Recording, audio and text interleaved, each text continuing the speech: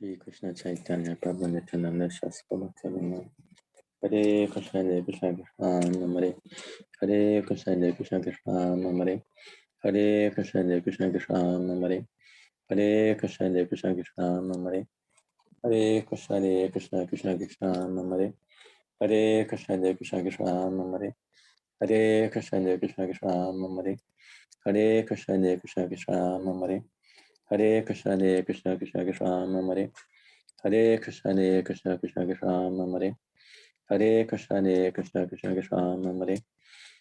Krishna Hare Krishna Krishna Krishna Namare Hare Krishna Hare Krishna Krishna Krishna Namare Hare Krishna Hare Krishna Krishna Krishna Namare Hare Krishna Hare Krishna Krishna Krishna Namare Hare Krishna Hare Krishna Krishna Krishna Namare Hare Krishna Hare Krishna Krishna Krishna Namare Hare Krishna Hare Krishna Krishna Krishna Namare Hare Krishna Hare Krishna Krishna Krishna Namare Hare Krishna Hare Krishna Krishna Krishna Namare Hare Krishna Hare Krishna Krishna Krishna Namare Hare Krishna Hare Krishna Krishna Krishna Namare Hare Krishna Hare Krishna Krishna Krishna Namare Hare Krishna Hare Krishna Krishna Namare Hare Krishna Hare Krishna Krishna Namare Hare Krishna Hare Krishna Krishna Namare Hare Krishna Hare Krishna Krishna Namare Hare Krishna Hare Krishna Krishna Namare Hare Krishna Hare Krishna Krishna Namare Hare Krishna Hare Krishna Krishna Namare Hare Krishna Hare Krishna Krishna Namare Hare Krishna Hare Krishna Krishna Namare Hare Krishna Hare Krishna Krishna Namare Hare Krishna Hare Krishna Krishna Krishna Namare Hare Krishna Hare Krishna Krishna Krishna Namare Hare Krishna Hare Krishna Krishna Krishna Namare Hare Krishna Hare Krishna Krishna Krishna Namare Hare Krishna Hare Krishna Krishna Krishna Namare Hare Krishna Hare Krishna Krishna Krishna Namare Hare Krishna Hare Krishna Krishna Krishna Namare Hare Krishna Hare Krishna Krishna Krishna Namare Hare Krishna Hare Krishna Krishna Krishna Namare Hare Krishna Hare Krishna Krishna Krishna Namare Hare Krishna Hare Krishna Krishna Krishna Namare Hare Krishna Hare Krishna Krishna Krishna Namare Hare Krishna Hare Krishna Krishna Krishna Namare Hare Krishna Hare Krishna Krishna Krishna Namare Hare Krishna Hare Krishna Krishna Krishna Namare Hare Krishna Hare Krishna Krishna Krishna Namare Hare Krishna Hare Krishna Krishna Krishna Namare Hare Krishna Hare Krishna Krishna Krishna Namare Hare Krishna Hare Krishna Krishna Krishna Namare Hare Krishna Hare Krishna Krishna Krishna Namare Hare Krishna Hare Krishna Krishna Krishna Namare Hare Krishna Hare Krishna Krishna Krishna Hare Hare Rama Hare Krishna Hare Krishna Hare Hare Rama Hare Krishna Hare Krishna Hare Hare Rama Hare Krishna Hare Krishna Hare Hare Rama Hare Krishna Hare Krishna Hare Hare Rama Hare Krishna Hare Krishna Hare Hare Rama Hare Krishna Hare Krishna Hare Hare Rama Hare Krishna Hare Krishna Hare Hare Rama Hare Krishna Hare Krishna Hare Hare Rama Hare Krishna Hare Krishna Hare Hare Rama Hare Krishna Hare Krishna Hare Hare Rama Hare Krishna Hare Krishna Hare Hare Rama Hare Krishna Hare Krishna Hare Hare Rama Hare Krishna Hare Krishna Hare Hare Rama Hare Krishna Hare Krishna Hare Hare Rama Hare Krishna Hare Krishna Hare Hare Rama Hare Krishna Hare Krishna Hare Hare Rama Hare Krishna Hare Krishna Hare Hare Rama Hare Krishna Hare Krishna Hare Hare Rama Hare Krishna Hare Krishna Hare Hare Rama Hare Krishna Hare Krishna Hare Hare Rama Hare Krishna Hare Krishna Hare Hare Rama Hare Krishna Hare Krishna Hare Hare Rama Hare Krishna Hare Krishna Hare Hare Rama Hare Krishna Hare Krishna Hare Hare Rama Hare Krishna Hare Krishna Hare Hare Rama Hare Krishna Hare Krishna Hare Hare Ram Hare Krishna Hare Krishna Hare Hare Ram Hare Krishna Hare Krishna Hare Hare Ram Hare Krishna Hare Krishna Hare Hare Ram Hare Krishna Hare Krishna Hare Hare Ram Hare Krishna Hare Krishna Hare Hare Ram Hare Krishna Hare Krishna Hare Hare Ram Hare Krishna Hare Krishna Hare Hare Ram Hare Krishna Hare Krishna Hare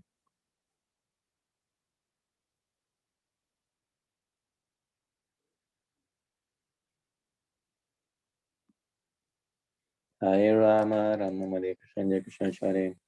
Hare Rama, Rama Hare Krishna, Hare Krishna Hare. Hare Rama, Rama Hare Krishna, Hare Krishna Hare. Hare Rama, Rama Hare Krishna, Hare Krishna Hare. Hare Rama, Rama Hare Krishna, Hare Krishna Hare. Hare Rama, Rama Hare Krishna, Hare Krishna Hare. Hare Rama, Rama Hare Krishna, Hare Krishna Hare. Hare Rama, Rama Hare Krishna, Hare Krishna Hare. Hare Rama, Rama Hare Krishna, Hare Krishna Hare. Hare Rama, Rama Hare Krishna, Hare Krishna Hare. Hare Rama, Rama Hare Krishna, Hare Krishna Hare. Hare Rama, Rama Hare Krishna, Hare Krishna Hare. Hare Rama, Rama Hare Krishna, Hare Krishna Hare. Hare Rama, Rama Hare Krishna, Hare Krishna Hare. Hare Rama, Rama Hare Krishna, Hare Krishna Hare. Hare Rama, Rama Hare Krishna, Hare Krishna Hare. Hare Rama, Rama Hare Krishna, Hare Krishna Hare. Hare Rama, Rama Hare Krishna, Hare Krishna Hare. Hare Rama, Rama Hare Krishna, Hare Krishna Hare. Hare Rama, Rama Hare Krishna, Hare Krishna Hare. Hare Rama, Rama Hare Krishna, Hare Krishna Hare. Hare Rama, Rama Hare Krishna, Hare Krishna Hare. Hare Rama, Rama Hare Krishna, Hare Krishna Hare. Hare Rama, Rama Hare Krishna, Hare Krishna Hare. Hare Rama, Rama Hare Krishna, Hare Krishna Hare. Shri Krishna Chaitanya Prabhu Nityananda Swastika. Hare Krishna, Hare Krishna, Krishna Krishna, Hare Hare Krishna, Hare Krishna, Krishna Hare Hare Krishna, Hare Krishna, Krishna Hare Hare Krishna, Hare Krishna, Krishna Hare Hare Krishna, Hare Krishna, Krishna Hare Hare Krishna, Hare Krishna, Krishna Hare Hare Krishna, Krishna Krishna Ram Hare Hare Krishna, Hare Krishna, Krishna Krishna Ram Hare Hare Krishna, Hare Krishna, Krishna Krishna Hare Hare Krishna, Hare Krishna, Krishna Krishna Hare Hare Krishna, Hare Krishna, Krishna Krishna Hare Hare Krishna, Hare Krishna, Krishna Krishna Hare Hare Krishna, Hare Krishna, Krishna Krishna Hare Hare Krishna, Hare Krishna, Krishna Krishna Hare Hare Krishna, Hare Krishna, Krishna Krishna Hare Hare Krishna, Hare Krishna, Krishna Krishna Hare Hare Krishna, Hare Krishna, Krishna Krishna Hare Hare Krishna, Hare Krishna, Krishna Krishna Hare Hare Rama, Rama Hare Krishna, Hare Krishna Hare Hare Rama, Rama Hare Krishna, Hare Krishna Hare Hare Rama, Rama Hare Krishna, Hare Krishna Hare Hare Rama, Rama Hare Krishna, Hare Krishna Hare Hare Rama, Rama Hare Krishna, Hare Krishna Hare Hare Rama, Rama Hare Krishna, Hare Krishna Hare Hare Rama, Rama Hare Krishna, Hare Krishna Hare Hare Rama, Rama Hare Krishna, Hare Krishna Hare Hare Rama, Rama Hare Krishna, Hare Krishna Hare Hare Rama, Rama Hare Krishna, Hare Krishna Hare Hare Rama, Rama Hare Krishna, Hare Krishna Hare Hare Rama, Rama Hare Krishna, Hare Krishna Hare Hare Rama, Rama Hare Krishna, Hare Krishna Hare Hare Rama, Rama Hare Krishna, Hare Krishna Hare Hare Rama, Rama Hare Krishna, Hare Krishna Hare Hare Rama, Rama Hare Krishna, Hare Krishna Hare Hare Rama, Rama Hare Krishna, Hare Krishna Hare Hare Rama, Rama Hare Krishna, Hare Krishna Hare Hare Rama, Rama Hare Krishna, Hare Krishna Hare Hare Rama, Rama Hare Krishna, Hare Krishna Hare Hare Rama, Rama Hare Krishna, Hare Krishna Hare Hare Rama, Rama Hare Krishna, Hare Krishna Hare Hare Rama, Rama Hare Krishna, Hare Krishna Hare Hare Rama, Rama Hare Krishna, Hare Krishna Hare Hare Rama, Rama Hare Krishna, Hare Krishna Hare Hare Rama, Rama Hare Krishna, Hare Krishna Hare Hare Rama, Hare Rama, Hare Krishna, Hare Krishna Hare Hare Rama, Rama Hare Krishna, Hare Krishna Hare Hare Rama,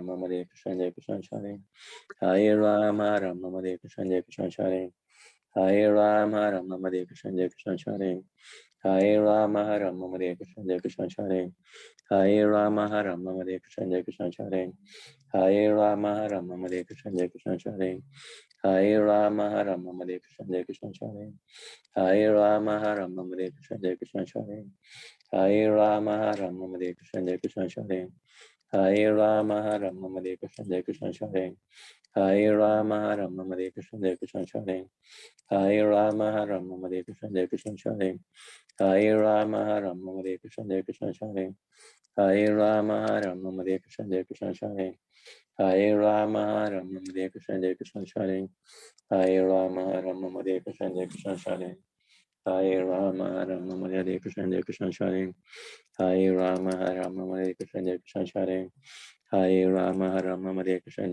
Hare Hare Rama, Hare Krishna, Hare Hare Rama, Hare Krishna, Hare Hare Rama, Hare Krishna, Hare Hare Rama, Hare Krishna, Hare Hare Rama, Hare Krishna, Hare Hare Rama, Hare Krishna, Hare Hare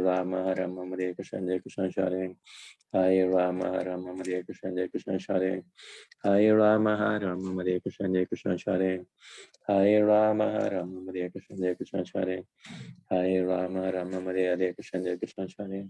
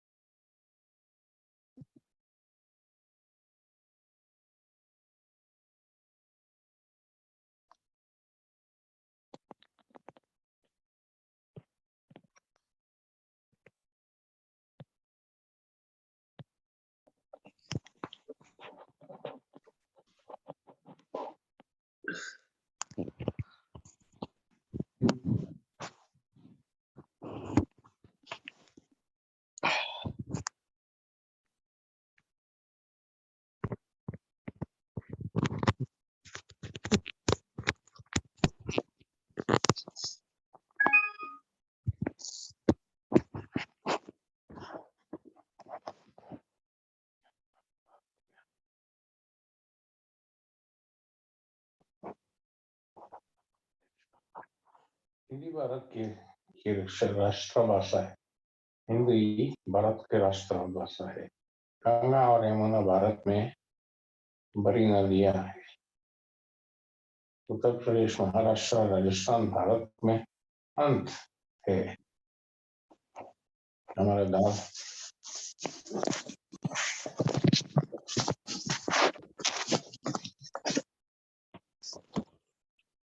दाल में 12 लड़कियां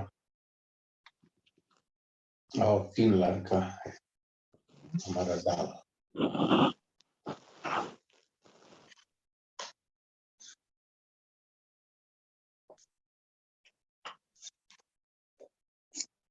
गंगा और यमुना बड़ी नदियां हैं। Uttar Pradesh, Maharashtra, Rajasthan states in India. Bharat में प्रांत है। Uttar Pradesh, Maharashtra, Rajasthan states in India. Group there are 12 girls and 3 boys. हमारे दाल में 12 लड़कियां और 3 12 लाख किया, 12 लाख किया और 3 लाख के बहुत ऐतिहासिक इमारतें हैं।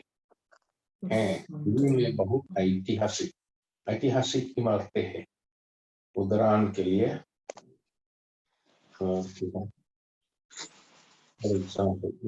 उदाहरण के लिए लाल किला, हुमायूं का मकबरा, कुतुब मीनार आदि। Okay, just give me a minute. 1 minute. मैं उसकी बेटी, उसका बेटा, उनकी बिल्ली हिंदी का Akbar. Haribol Prabhus, please mute your mics.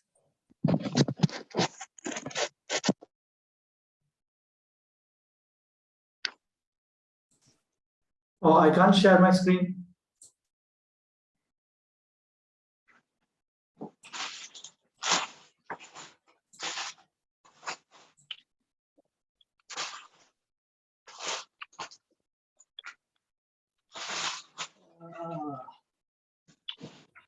Krishna.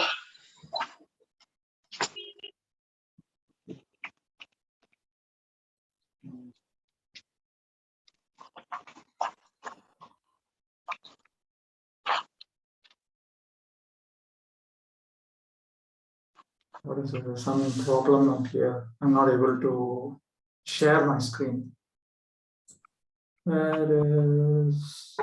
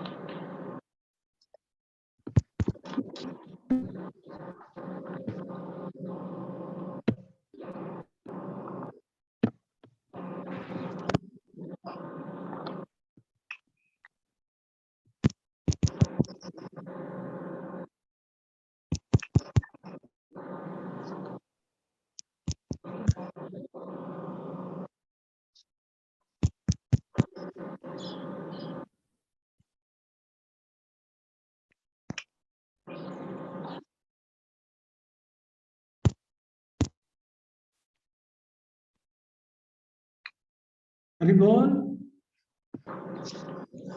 Hare Krishna?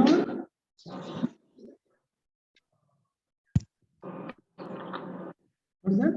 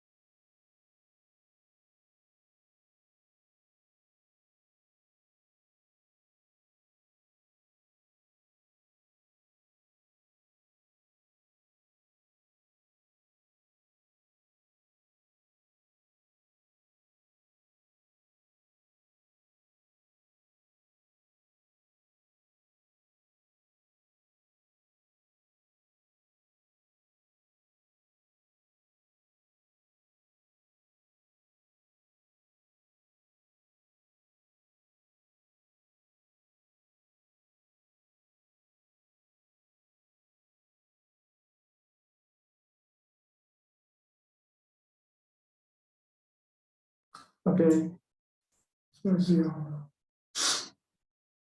Now here, Srila Bhaktisiddhanta Saraswati Thakur says that all writers after Vrindavan Thakur who are pure devotees of Sri Chaitanya Mahaprabhu and who have tried to describe the Lord's activities are to be considered like Vyasa.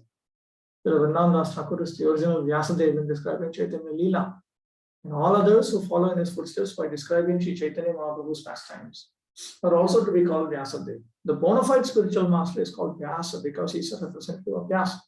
Worshipping the birthday of such a spiritual master is called Vyasa Puja. The statement, Age Vyas Koribo Varnane, is similar to a text in the Chaitanya Bhagavat in which Vrindavan Thakur says, Sheshakhande Chaitanya Ananta Vilas Vistariya Varnite Achen Veda Vyas. The unlimited pastimes of Sri Chaitanya Mahaprabhu will be described by Vyasadeva in the future.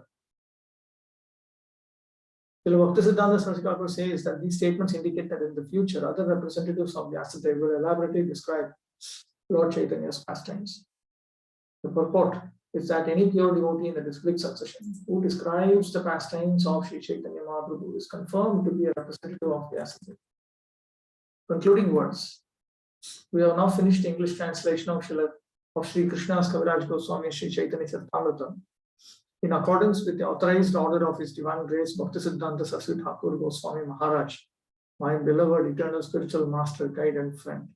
Although according to material vision, His Divine Grace, Srila Bhaktisiddhanta Saraswati Thakur Prabhupada passed away from this material world on the last day of December 1936, I still consider His Divine Grace to be always present with me by His Vani, His words. In this connection, we may call to memory the time when I was fortunate enough to meet His Divine Grace, Srila Prabhupada. Sometime in the year 1922, Srila Prabhupada had come to Calcutta from Sridham Mayapur to start the missionary activities of the Gaudiya Math. He was sitting in a house at Uttaranga when, through the inducement of an intimate friend, the late Sriman Narendranath Mallik, I had the opportunity to meet His Divine Grace for the first time. I do not remember the actual date of the meeting, but at that time I was one of the managers of Dr. Bose's laboratory in Calcutta. I was a newly married young man, addicted to Gandhi's movement and dressed in khadi. Fortunately, even at our first meeting, His Divine Grace advised me to preach the cult of Sri Chaitanya Mahaprabhu in English in the Western countries. Because at that time I was a complete nationalist, a follower of Mahatma Gandhi's. I submitted to His Divine Grace that unless our country were freed from foreign subjugation, no one would hear our message of Sri Chaitanya Mahaprabhu seriously. Of course, we had some argument on this subject, but at last I was defeated and convinced that Sri Chaitanya Mahaprabhu's message is the only panacea for suffering humanity. I was also convinced that the message of Sri Chaitanya Mahaprabhu was then in the hands of a very expert devotee, and that surely the message of Sri Chaitanya Mahaprabhu would spread all over the world. I could not, however, immediately take up his instructions to preach, but I took his words very seriously and was always thinking of how to execute his order, although I was quite unfit to do so. In 1936, just before His Divine Grace passed away at Jagannath Puri, I wrote him a letter asking what I could do to serve him. Just before His Divine Grace passed away, there should be a comma, at Jagannath Puri. So he was at Jagannath Puri. In reply, he wrote me a letter dated 13 December 1936, ordering me in the same way to preach in English the cult of Sri Chaitanya Mahaprabhu as I had heard it from him. In any case, when I had published Srimad Bhagavatam first canto in 3 volumes in India, I thought of going to the USA. By the mercy of His Divine Grace, I was able to come to New York on September 17, 1965. Since then, I have translated many books, including Srimad Bhagavatam, Mudrasamrita Sindhu, Teachings of Lord Chaitanya, a summary, and many others. In the meantime, I was induced to translate Sri Chaitanya Charitamrita and publish it in an elaborate version. In his leisure time and later life, His Divine Grace Bhaktisiddhanta Saraswati Thakur would simply read Chaitanya Charitamrita. It was his favorite book. He used to say that there would be a time when foreigners would learn the Bengali language to read Chaitanya Charitamrita. Notice he didn't say they will learn Sanskrit to read the Sandarbhas of Jiva Goswami. He said they would learn Bengali to read Chaitanya Charitamrita. Chaitanya Charitamrita is the final book for all Gaudiya Vaishnava studies. Now, by the grace of Sri Chaitanya Mahaprabhu and His Divine Grace, Bhaktisiddhanta Saraswati Thakur, it is finished. I think that His Divine Grace, Bhaktisiddhanta Saraswati Thakur, is always seeing my activities and guiding me within my heart by His words. As it is said in Srimad Bhagavatam, Tene Brahma Hridaya Adi Kavaye. Spiritual inspiration comes from within the heart, wherein the Supreme Personality of Godhead in His Paramatma feature is always sitting with all His devotees and associates. It is to be admitted that whatever translation work I have done is through the inspiration of my spiritual master, because personally I am most insignificant and incompetent to do this materially impossible work. I do not think myself a very learned scholar, but I have full faith in the service of my spiritual master, His Divine Grace, Srila Bhaktisiddhanta Saraswati Thakur. If there is any credit to my activities of translating, it is all due to His Divine Grace. Certainly, if His Divine Grace were physically present at this time, it would have been a great occasion for jubilation. But even though He is not physically present, I am confident that He is very pleased by this work of translation. He was very fond of seeing many books published to spread the Krishna consciousness movement.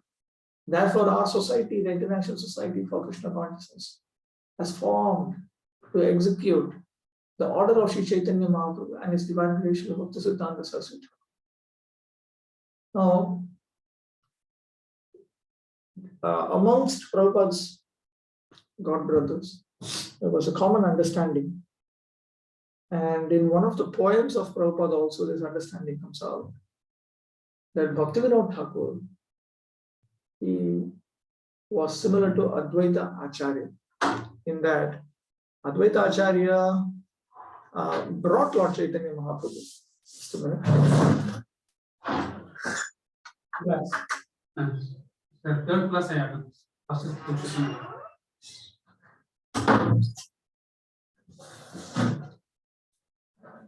So there is a common understanding that Bhaktivinoda Thakur was similar to Advaita Acharya. Advaita Acharya is trying to do good to the world, but at a certain point he came to the conclusion, no, Krishna himself has to do it. I cannot do it. And so he prayed to Krishna to descend, and then Chaitanya Mahaprabhu appeared. Similarly, Bhaktivinoda Thakur, so that was the situation with Advaita Acharya and Lord Chaitanya. Similarly, Bhaktivinoda Thakur, he could not present Shuddha Bhakti to the fullest extent. He was only an introduction. Now, the actual book had to be written. So then, as an answer to his prayers, Bhaktisiddhanta Saraswati Thakur came. And Bhaktisiddhanta Saraswati Thakur, he was similar to Lord Chaitanya Mahaprabhu in the sense that he established the highest standards. This much was a common understanding. If you observe a little bit further, you notice that Prabhupada is similar to Lord Nityananda Prabhu. People who are, when Nityananda Prabhu was preaching, Chaitanya Mahaprabhu emphasized strict adherence to standard rules and regulations, common principles of dharmic standards for grihasthas and renunciates. You see how he was very strict with Chota Haridas. He was very strict with Gopinath Pattanayake.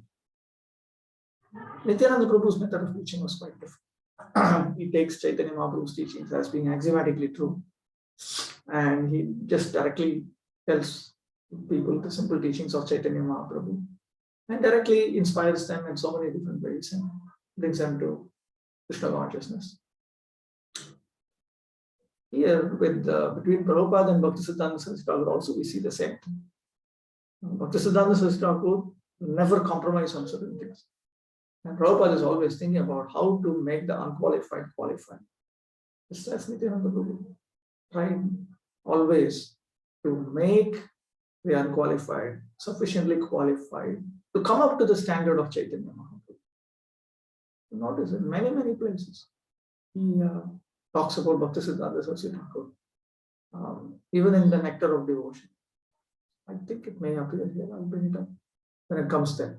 From the Srimad Bhagavatam, Lord Sri Chaitanya Mahaprabhu, the great preacher of the principles of Srimad Bhagavatam, has stressed the importance of association with sadhus, pure devotees of the Lord.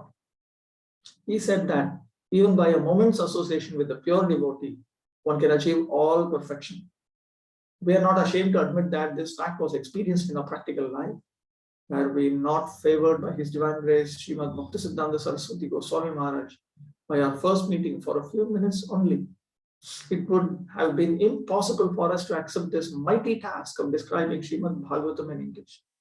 Without seeing him at that opportune moment, we could have become a very great business magnate, but never would we have been able to walk the path of liberation. And we engaged in the factual service of the Lord under the instructions of His Divine Grace. We had the opportunity to meet an avowed brahmachari in the personality of our spiritual master, Om Vishnupad, Sri Srimad Bhaktisiddhanta Goswami Maharaj. Such a great soul is called the Naishtika Brahmachari, lifelong brahmachari. Radha Muni desired to beget a child who would be a ray of the Supreme Personality of Godhead. One should beget a child who can perform the duties of Vishnu, otherwise there is no need to produce children, which further means there is no need to engage in sexual activity. There are two kinds of children born of good fathers. One is educated in Krishna consciousness so that he can be delivered from the clutches of Maya in that very life. And the other is that ray, is a ray of the Supreme Personality of Godhead that teaches the world the ultimate goal of life. After fulfilling his responsibility to produce a nice child, one should take sannyas and engage in the perfectional Paramahamsa state. In the same order as Kardama Muni, about 100 years ago, Thakur Bhaktivinoda also wanted to beget a child who could preach the philosophy and teachings of Lord Chaitanya to the fullest extent. Notice that, to the fullest extent. By his prayers to the Lord, he had as his child Bhaktisiddhanta Saraswati Goswami Maharaj, who at the present moment is preaching the philosophy of Lord Chaitanya through the entire world, through his bona fide disciples. And like Kardama Muni, Thakur Bhaktivinoda also accepted Paramahamsa sannyas later on. He also renounced. Srila Bhaktisiddhanta Saraswati used to say, if I could perfectly deliver even one soul back home, back to Godhead, I would think my mission, propagating Krishna consciousness, to be successful. We can definitely see that to advance in Krishna consciousness, one must control his bodily weight. If one becomes too fat, it is to be assumed that he is not advancing spiritually. Srila Bhaktisiddhanta Saraswati severely criticized his fat disciples.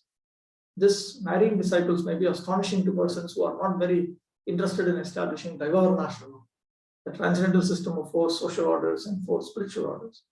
Bhaktisiddhanta Saraswati, however, wanted to re-establish Daivavarnashrama. That is one easy weapon with which the mind can be conquered. Neglect. The mind is always telling us to do this or that. Therefore, we should be very expert in disobeying the mind's orders. Gradually, the mind should be trained to obey the orders of the soul. It is not that one should obey the orders of the mind. Srila Bhaktisiddhanta Saraswati used to say that to control the mind, one should beat it with shoes many times just after awakening and again before going to sleep. In this way, one can control the mind. Srila Bhaktisiddhanta Saraswati used to say that in the morning, our first business should be to beat the mind with shoes 100 times. And before going to bed, to beat the mind 100 times with a broomstick. In this way, one's mind can be kept under control. Rupa Goswami has stated, Prapanchikataya buddhya harisambandhi vastunaha mukshubhi parityago vairagyam phalgu kathyate. Everything, even that which is material, is connected with the Supreme Personality of Godhead. Therefore, everything should be engaged in the service of the Lord.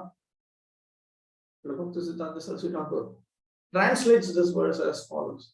Hari Sebai Jaha Hoy Anukul Bishoy Bolia Tahar Tyage Hoy Bhul.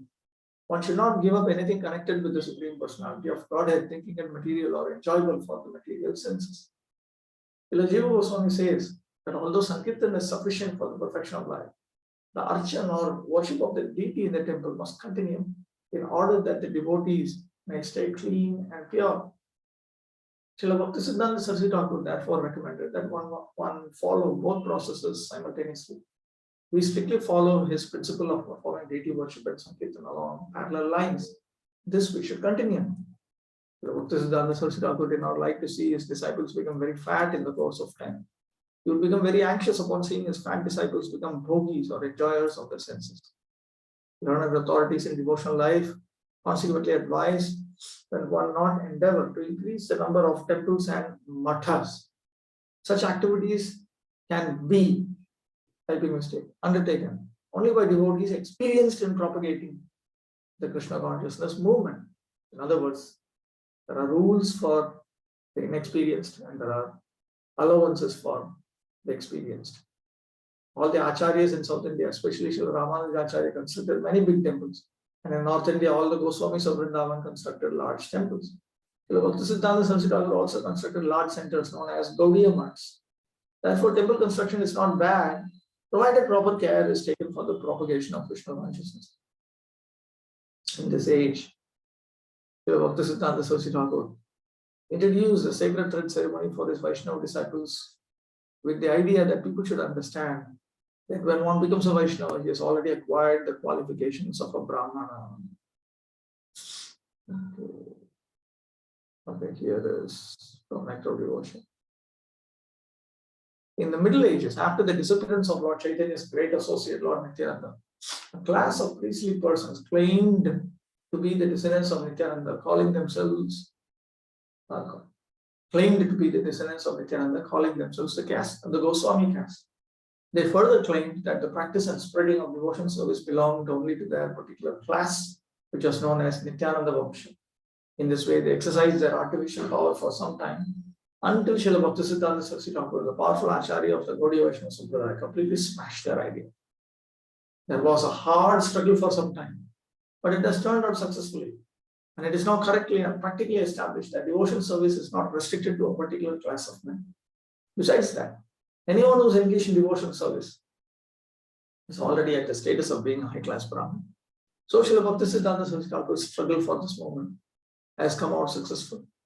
It is on the basis of his position that anyone can now become a Gaudiya Vaishnava from any part of the world or any part of the universe.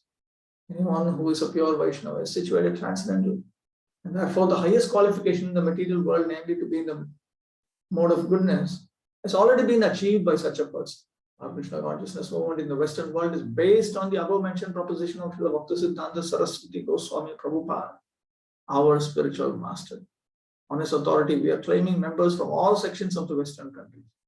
The so-called Brahmins claim that one who is not born into a Brahmin family cannot receive the sacred thread and cannot become a high-grade Vaishnava. But we do not accept such a theory because it is not supported by Rupa Goswami, nor by the strength of the various scriptures.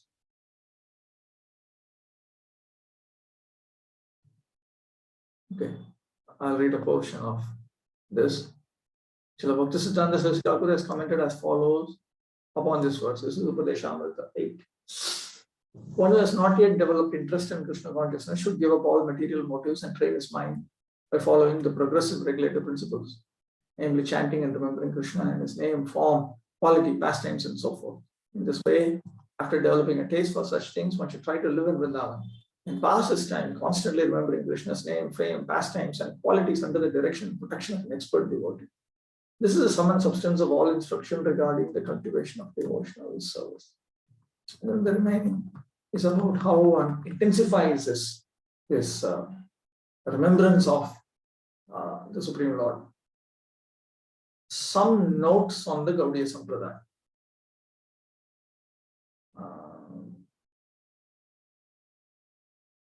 What follow are some notes describing the chain of succession of our Gaudiya Sampradaya since the time of Sri Chaitanya Mahaprabhu.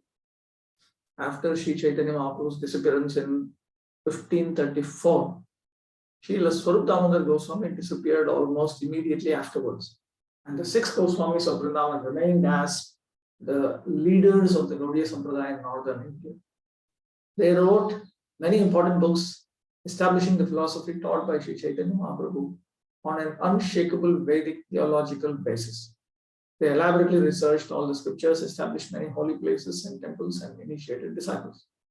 Lord Nityananda was naturally the leader of the Vaishnavas in Bengal, but after his disappearance, Mother Jannavi, his eternal consort, and Virabhadra, his son, became the leaders of the Vaishnavas there. They had many followers and disciples, as did the Gopals, the Dwadash Gopals, 12 Gopals, the followers of Lord Nityananda. There were also many followers of Srila Advaita Acharya. The following dates on the advent and ascension of the 6 Goswamis of Vrindavan were given in the Sajjan Toshini Volume 2, edited by Srila Bhaktivinoda Thakur in 1882. This itself is tentative. If I remember correctly, Bhaktivinoda says that it's tentative.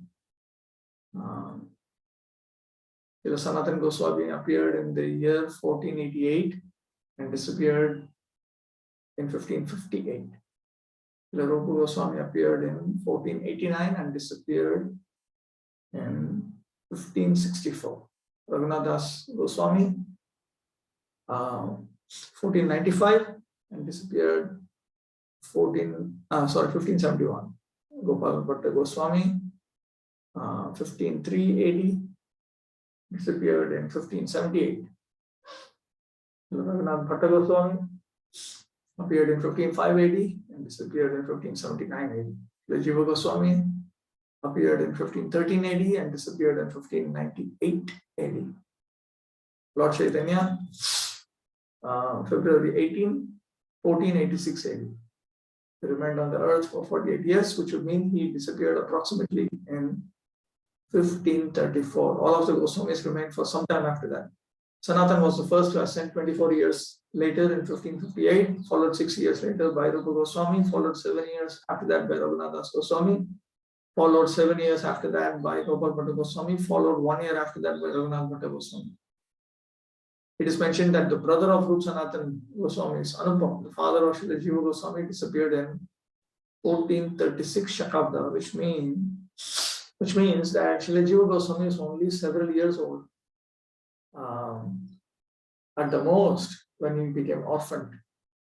This date of Anupam's ascension is coming from Chaitanya Charitamrita, Adi chapter 10 from Anubhashya. This is the In any case, with the disappearance of his 2 uncles, Rupa and Sanatana Goswamis, Jiva Goswami became the most prominent Acharya in the Gaudiya Sampradaya. And he remained prominent almost at the very end of the 16th century. He was the greatest scholar of his day and had been intimately involved initially as an assistant to Rupa and Sanatana, and later as the greatest theologian in the history of the Gaudiya Sampradaya, in the composition of the Vaishnava literatures which elucidated the teachings of Sri Chaitanya Mahaprabhu. After the disappearance of Srila Rupa Goswami and Sanatana Goswami, Vrindavan, Srila Jiva Goswami became the Acharya of all the Vaishnavas in Bengal, Orissa, and the rest of the world. And it is he who used to guide them in their devotional service. There is some evidence that Jiva Goswami did not initiate any disciple.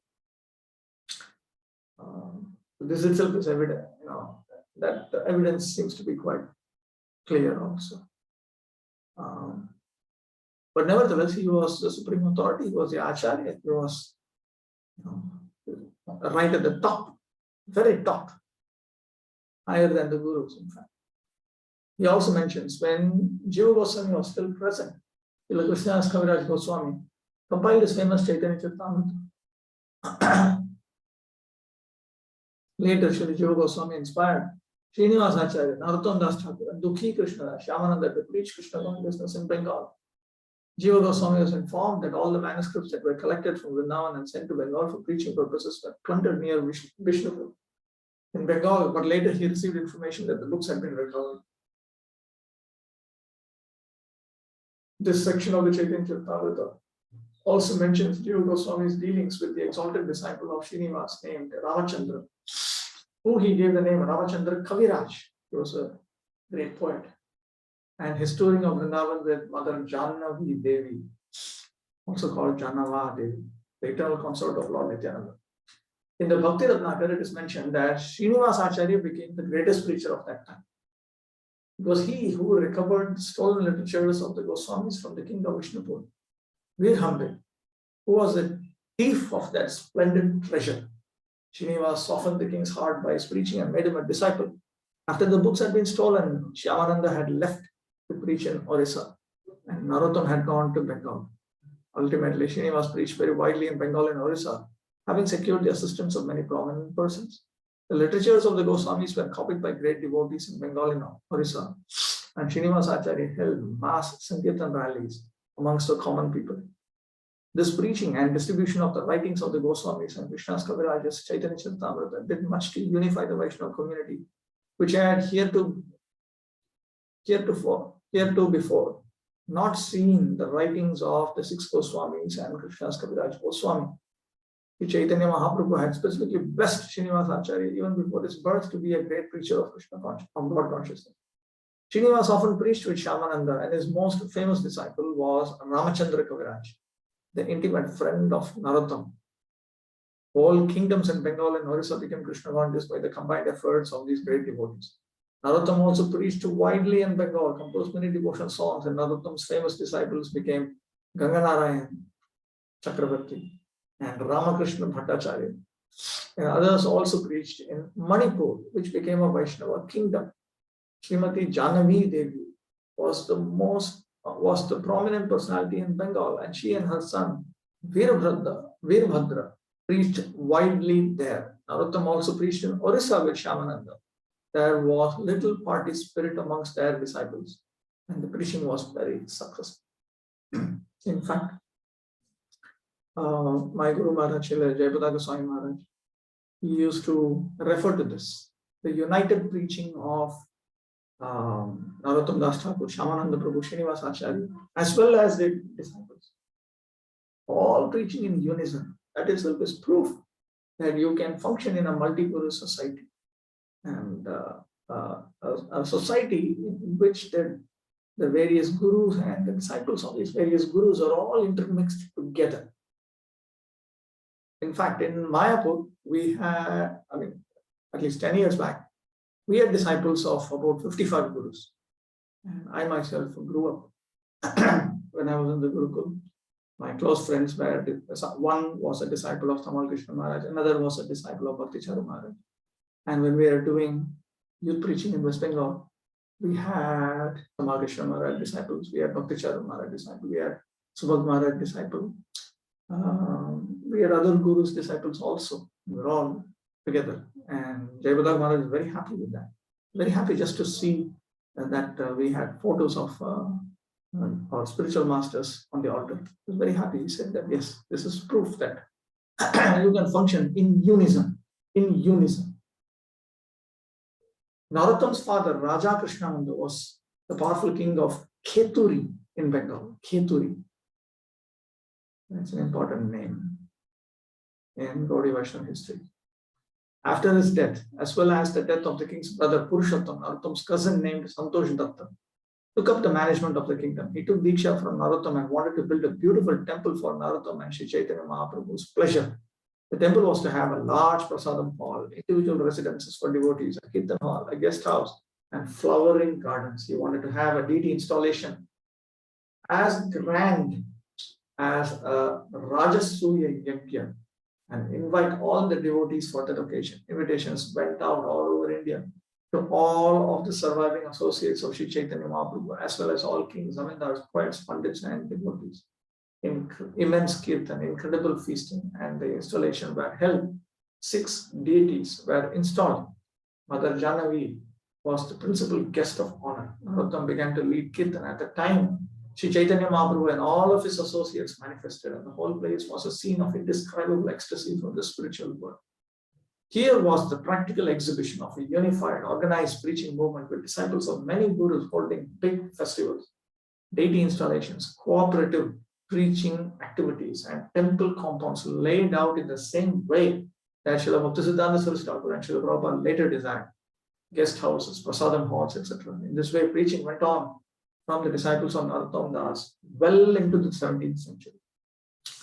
Bhaktisiddhanta Saraswati Thakur specifically said, Sakale Miliya Mishiya Rupa Raghunath Pani Prachar Koridu. Everybody should mix together, and they should, in that way, they should preach the teachings of Rupa Goswami and Raghunath Das Goswami.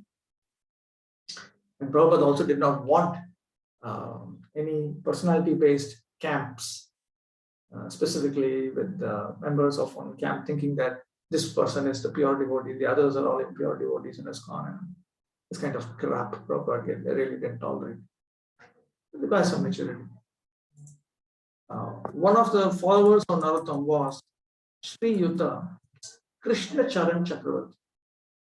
And his disciple was Sri Radharaman Raman, there's no dash about the A. First A, Radha Raman Chakravarti, who was the Diksha Guru of Vishwanath Chakravarti Thakur, who lived in the late 17th century. He lived in the Bhajan Kutir of Krishna's Kaviraj at Radha Kund and wrote many wonderful books. He became the prominent Acharya after the time of Narottam and is listed next in our disciplic succession and is considered to be directly the disciple of Narottam Das Thakur. His disciple was Baladev Vidyabhushan, who originally came in the line of Madhvacharya but was converted to Gaudiya Vaishnavism by Radha Damodar Dev Goswami of Gaudiya Vaishnava.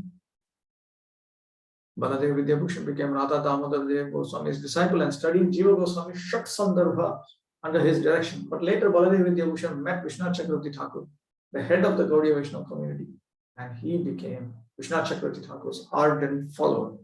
Baladev Vidyabhushan became a Babaji, a Paramahamsa sannyasi, established the Shyama deity and initiated disciples. Vishwanath Chakravarti was also like that. He was also a Paramahamsa sannyasi. In Jaipur, during this time, members of the Ramanuja Sampradaya challenged the legitimacy of the Gaudiya Sampradaya on various grounds, including a charge that they had no proper commentary on the Vedanta Sutra. The king of Jaipur sent the news of this challenge to Vishwanath Chakravarti Thakur, but he was by this time too old to travel. And so he sent Baladev Vidyabhushan. Baladev Vidyabhushan was able to successfully debate the scholars of the Sri Sampradaya. But on the point of the commentary, they wanted to see a direct one and would not accept the proposal that Srimad Bhagavatam, the natural commentary, according to Sri Chaitanya Mahaprabhu, was sufficient. Actually, it is mentioned by Nityananda Prabhu and Bhaktivinoda Thakur's Navadvip Mahatmya that Gopinath Acharya, who had heard Lord Chaitanya instruct Sarvabhauma Bhattacharya in the correct understanding of Vedanta, would take birth as Baladev Vidyabhushan to compose the Govinda Bhashya under the dictation of Govinda Ji. There is also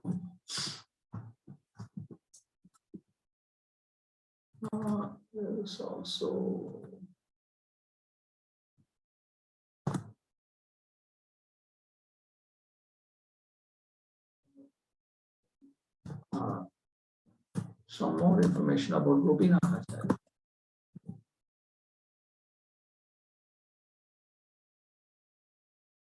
Gopinath Acharya namna Brahmagyeyo Jagatpatihi.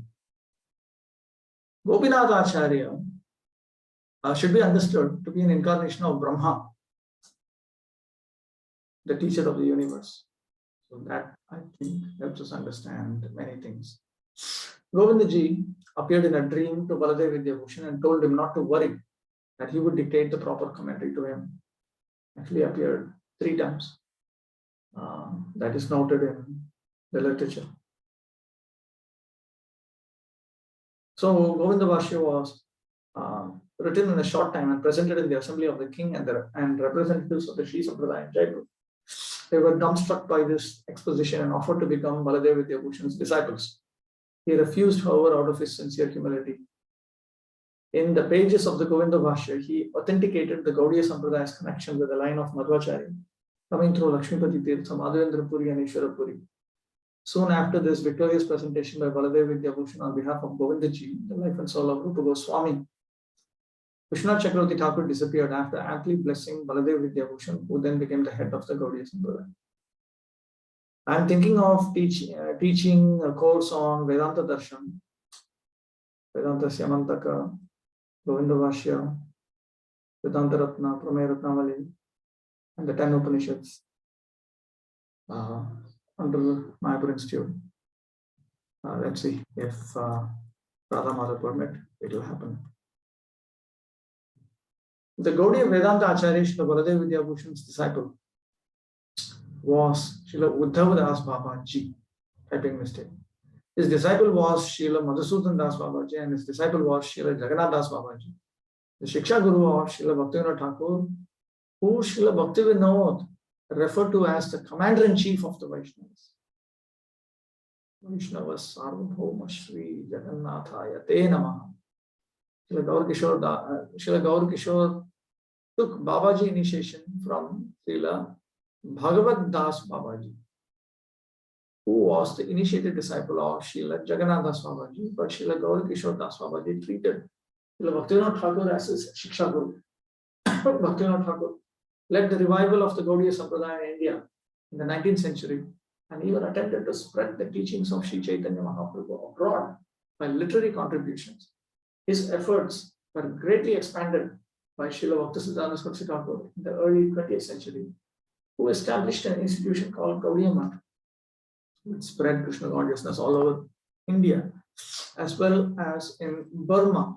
An attempt was made to introduce it in Europe as well. Actually, his preachers also preached in what is now known as Pakistan and Bangladesh.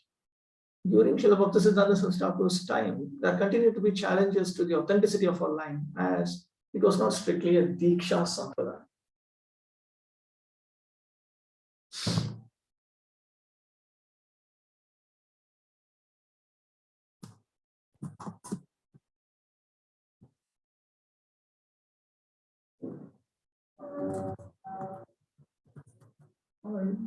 Okay.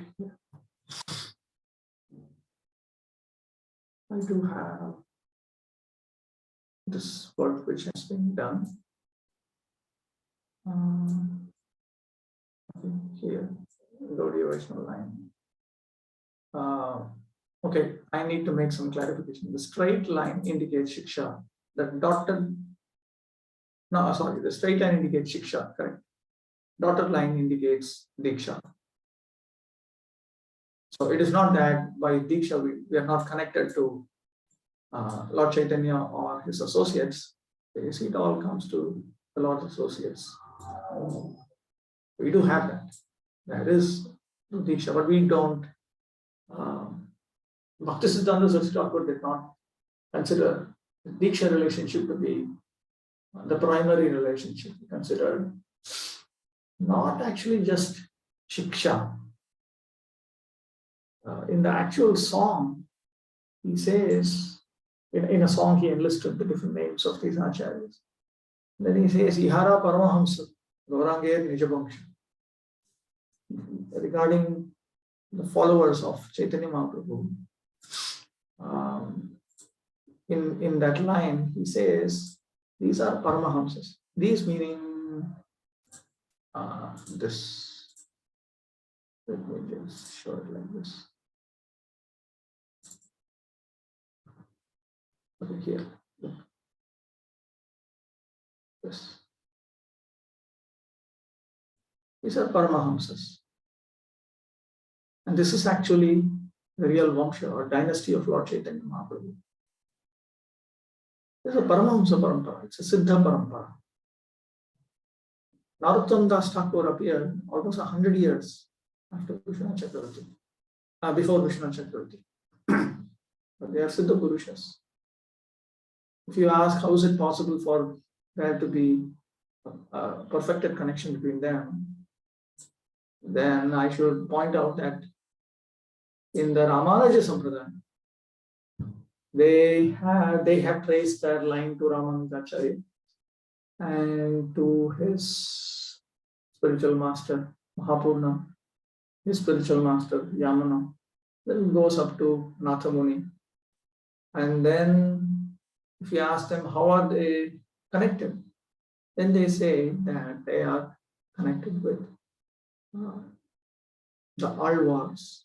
There are 12 associates of Lord Narayana from the spiritual world who had incarnated in this world in order to preach the glories of the Lord in the southernmost part of India. Preached in the language known as Tamil. Their songs were venerated and respected. But the Alvars appeared at least several hundred years before Nathamuni. It is said that Nathamuni he actually met one of the Alvars named Nammalvar, Sanskrit name Shatakopasuri, in Samadhi. He appeared to him in Samadhi and gave him spiritual knowledge, understanding, and realization.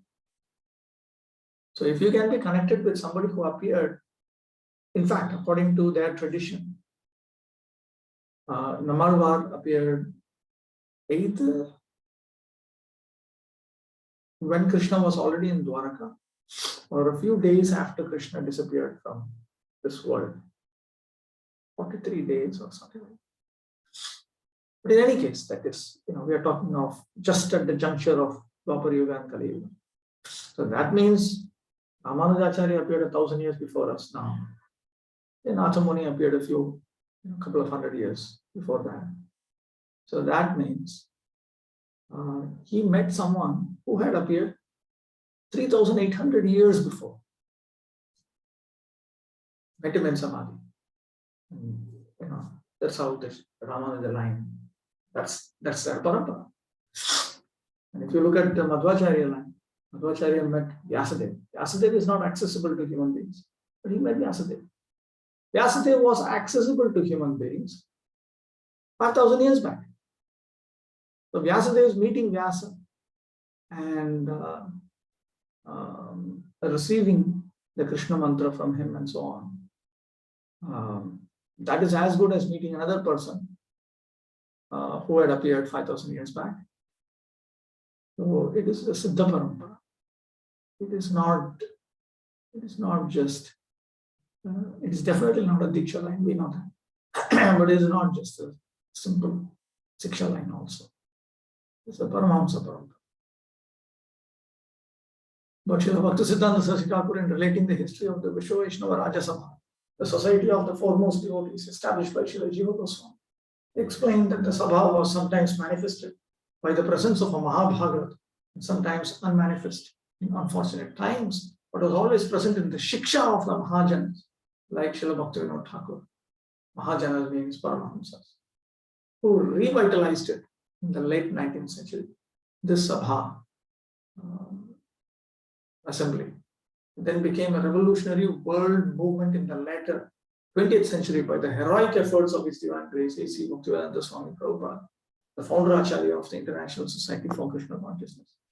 As Srila Bhaktisiddhanta Saraswati Thakur stated in his last days, we are nurturing a desire to dedicate this good-for-nothing body in the Sankirtan sacrifice of Sri Krishna Chaitanya and his associates.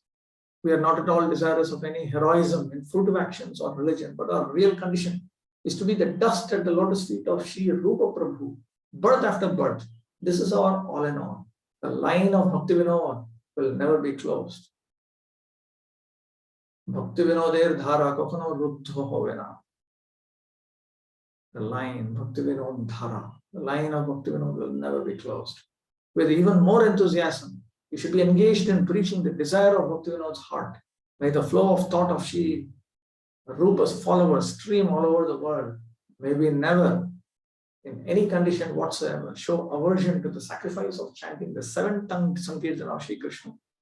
If there is ever increasing attachment for this, perfection on all sides will be achieved.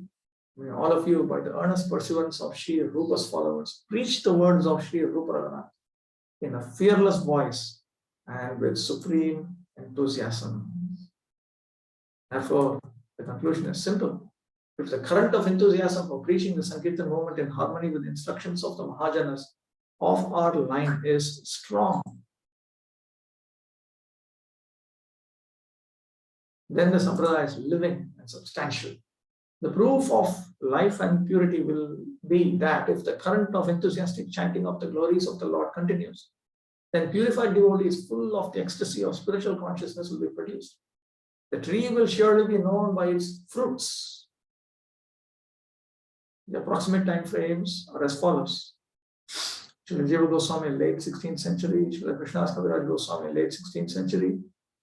Also, Srila Narottam Das Thakur, late 16th, early 17th.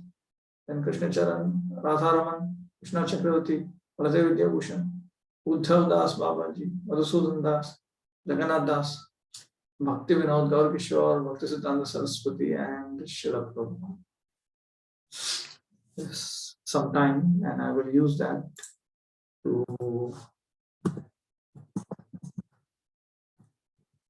take some content from the harmonist. Quite good actually. Wait. There are some articles I would like to print actually. Selection. We are beginning an attempt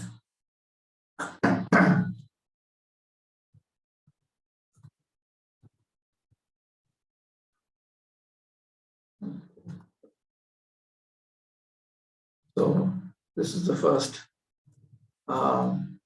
year of the harmonist, 1927, as you can see, June. Srila Bhaktisiddhanta Saraswati Thakur is himself the editor, chief editor.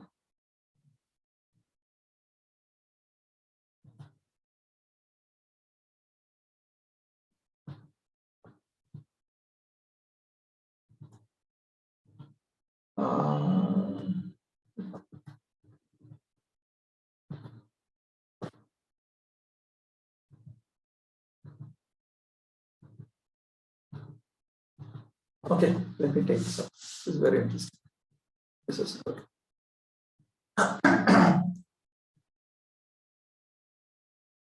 All of these articles are so good. I don't know which one to choose. Okay, let me. This is 1927. The Gaudiya Math, directly under the control of Bhaktisiddhanta Saraswati Thakur. So whenever you read Gaudiya Math here, remember, this is referring to the community of those who are obedient to Bhaktisiddhanta Saraswati Thakur. It is the equivalent of being fully obedient of the community, which is fully obedient to the instructions of His Divine Grace, Srila Prabhupada, our Prabhupada. Because Prabhupada is a Paramahamsa following Bhaktisiddhanta Saraswati Thakur. Fully, absolutely. So, whatever he is talking of here regarding the Gaudiya Math also applies to those who are following the teachings of Prabhupada and Bhaktisiddhanta Saraswati Thakur even now, 2022. Remember that. The Gaudiya Math, its message and activity. And when he talks things like its message, he's actually talking of his own message, because the Gaudiya Math was just this microphone, you can say, just amplified his message, at least in 1927. By the grace of the Lord of the Gaudiyas, the message of the Gaudiya Math is today not unknown to anyone in the whole of Gaudadesh, and not in Gaudadesh only, but over Naimisharanya, Ayodhya, Prayag, Kashi, Sri Vrindavan, Mathura on one side, and also over Dakshinatya. Dakshinatya is South India. And everywhere, throughout the tracts of Orissa on the other, has been well proclaimed the message of the Gaudiya Math, the principal branch of Sri Chaitanya Math. So this is the Saraswati Thakur considered the headquarters of the Gaudiya Math to be Chaitanya Math. In fact, he considered the various branches of the Gaudiya Math to be actually branches of the Chaitanya Math. This is all how it was during his time, which is the root implanted in the soil of the advent of Sriman Mahaprabhu, Sri Mayapur Navadvip Dham. Over Gaud Mandal, Kshetra Mandal, and Braj Mandal, the message of the Gaudiya Math has gone forth. Gaud Mandal is Bengal, East Bengal, and West Bengal. Kshetra Mandal is Greater Jagannath Puri. Braj Mandal is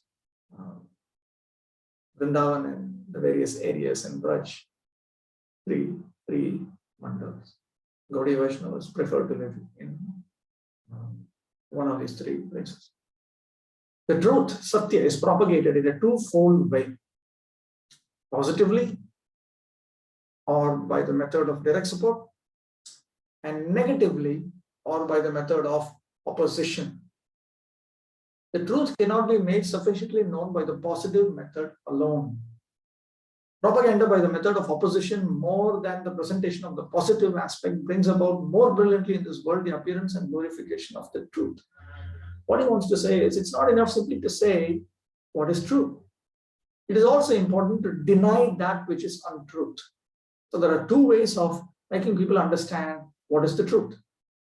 One is the positive method of telling such and such a fact is the truth.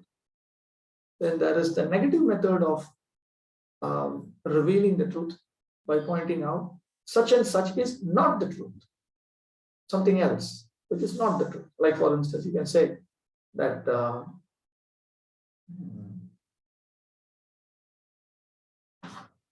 this is a mobile phone. Positive. This is just some diary. It's not a mobile phone. This is not a mobile phone. This is stapler. It's not a mobile phone.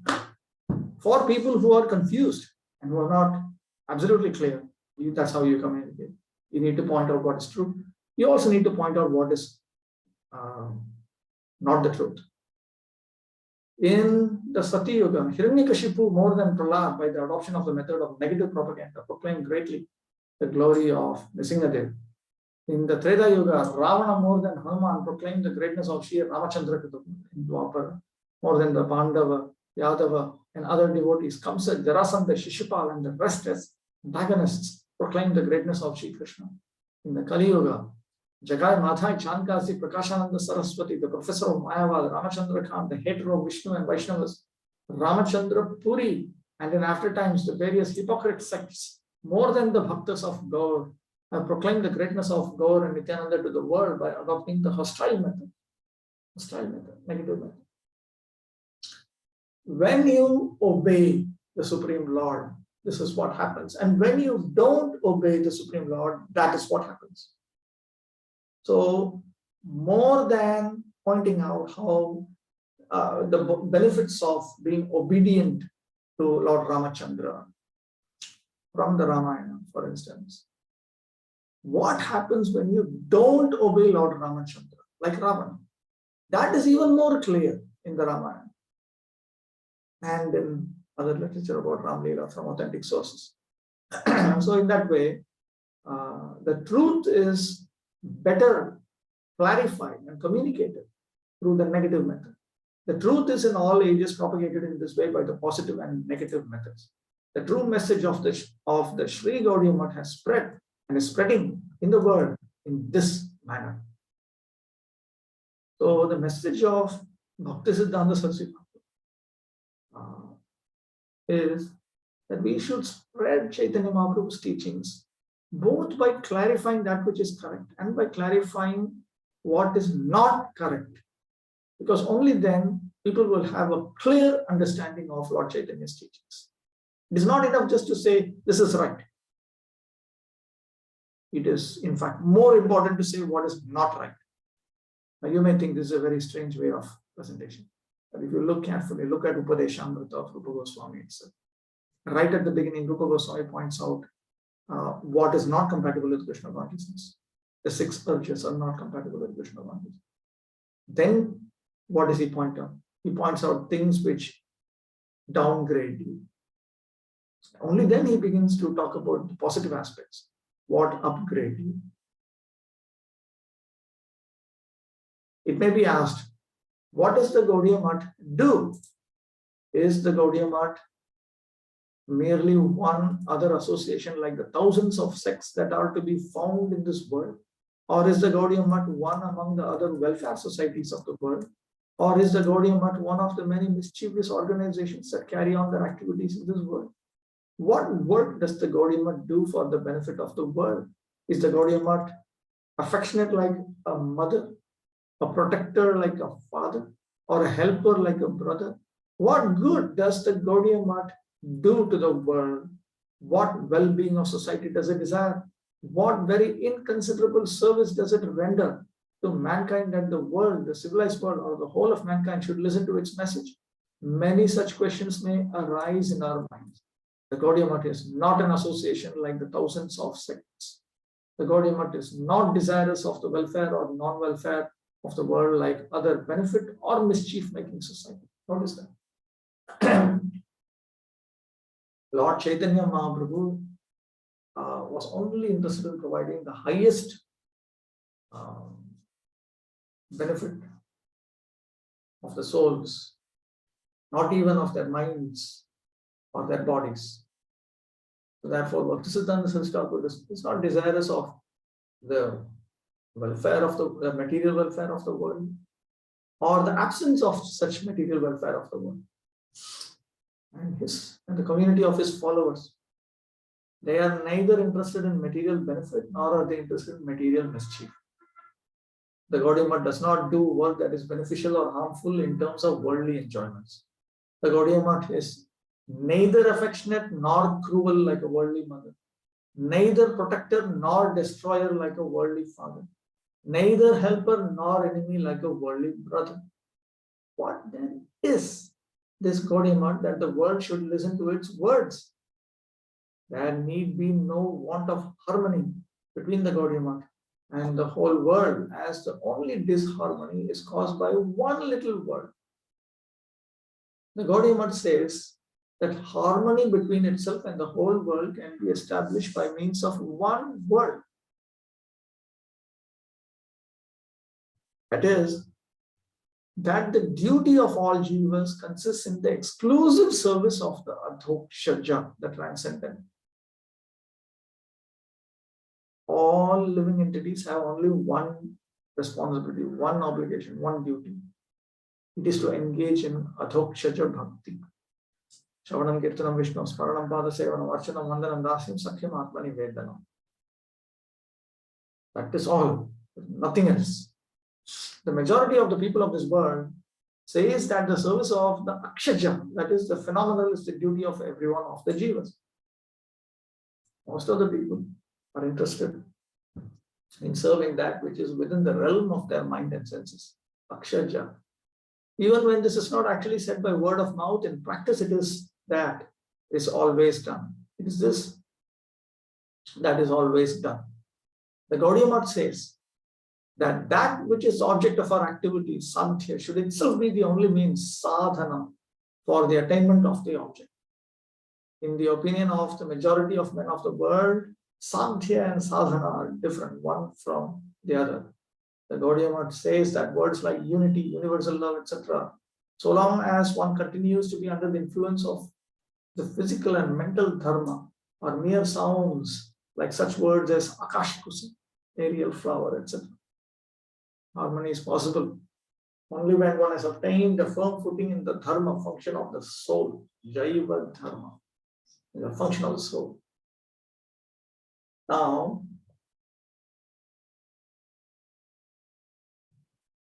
when we consider various activities which are the means and which are the end, take for instance, let me just explain it simply. There are various sadhyas, various means, various goals.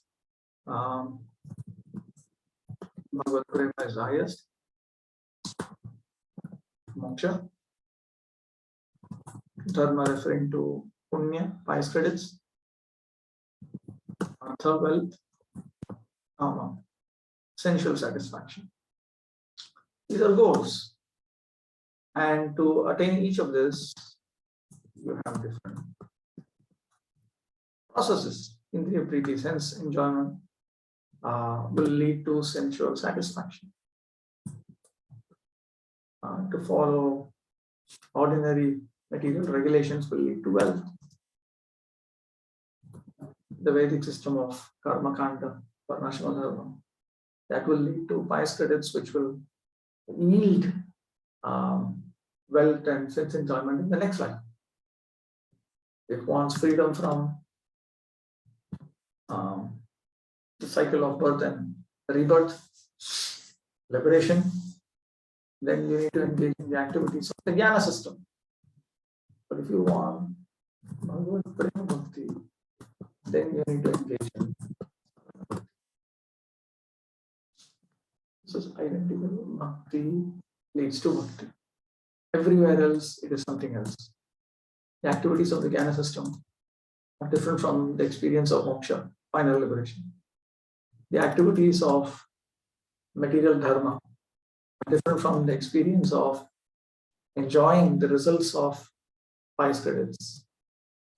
Similarly, you follow various regulations and you experience wealth. The experience of that wealth is different from that. Similarly, here also you notice that you engage in the combination of senses with favorable sense objects, and then the experience is different. Only here it is identical.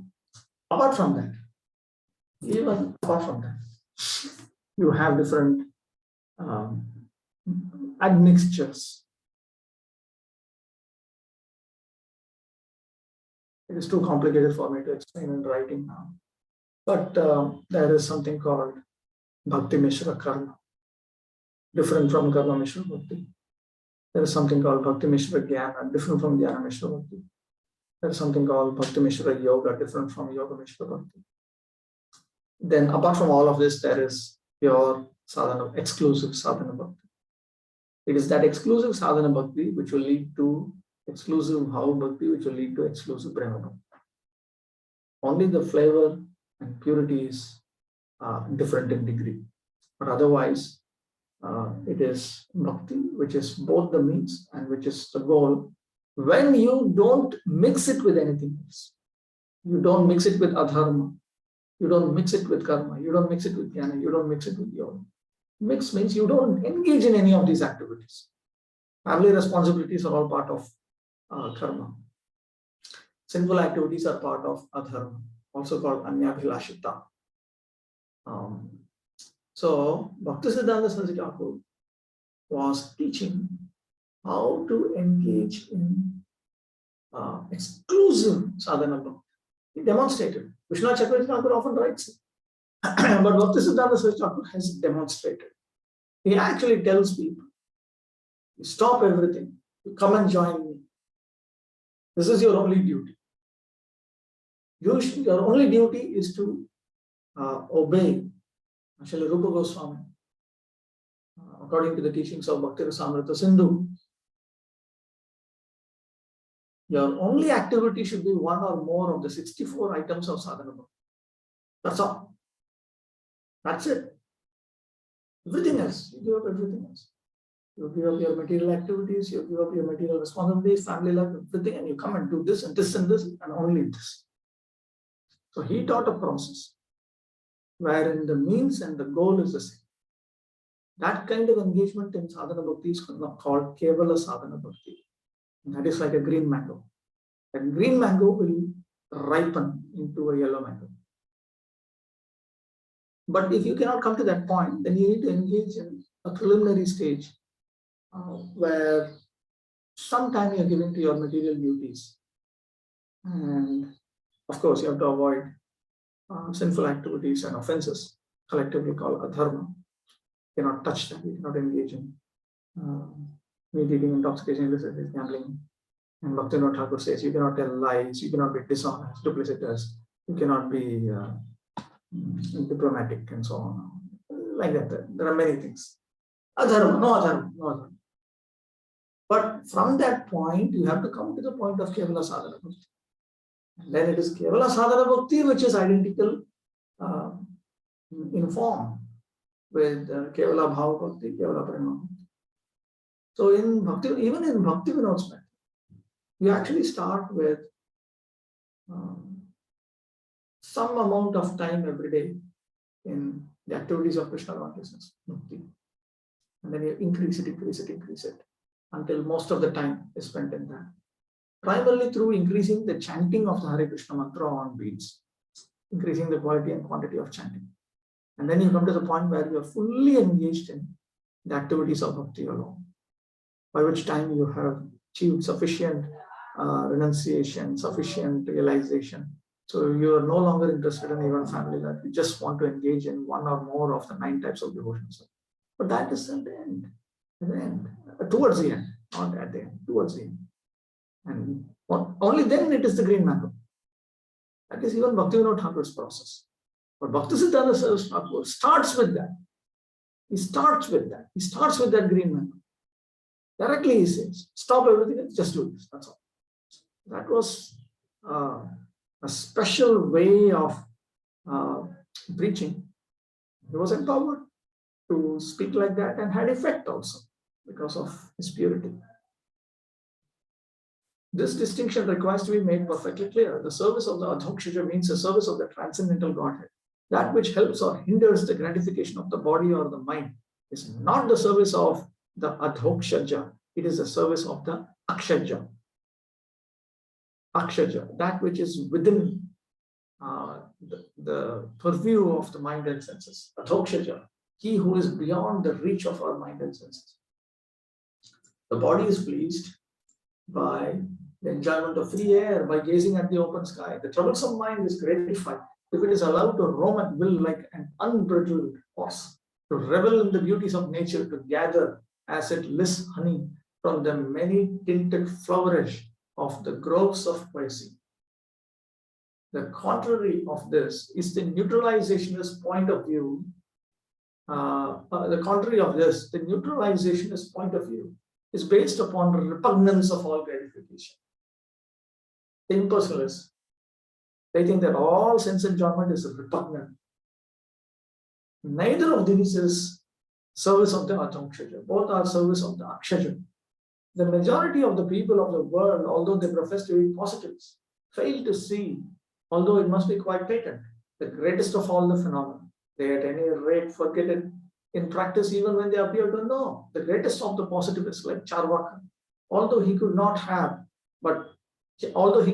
but have observed this greatest of all the phenomena, failed to take notice of it. That great phenomena is generally known by the name of death. If the memory of this great event is retained in our minds, we would assuredly be solicitous for the Amrita, deathlessness. The Shruti says, we are all children of the Amrita, heirs of the Amrita. Shinvantu Vishve Amritasya Putra. Listen, ye, all children of the Amrita. In this world, there are found two kinds of endeavor for obtaining this Amrita. Like unto the sons of kings of the epochs recorded in history. Some try to ascend the throne of their father by treason against the father. They kill the father or something like that. On the other hand, loyal sons and seeking to be heirs of a kind-hearted and affectionate father look upon constant service as being both the means and the end. The Gaudiya Math understands the last name as being the appropriate and eternal method. Why is it appropriate?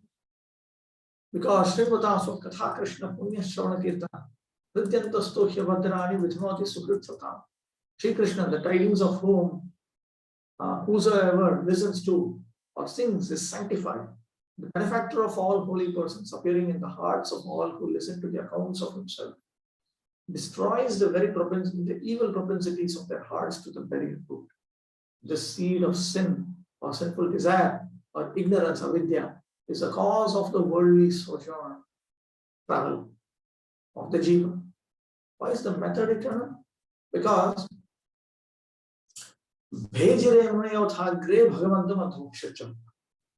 both are words from first canto, second chapter.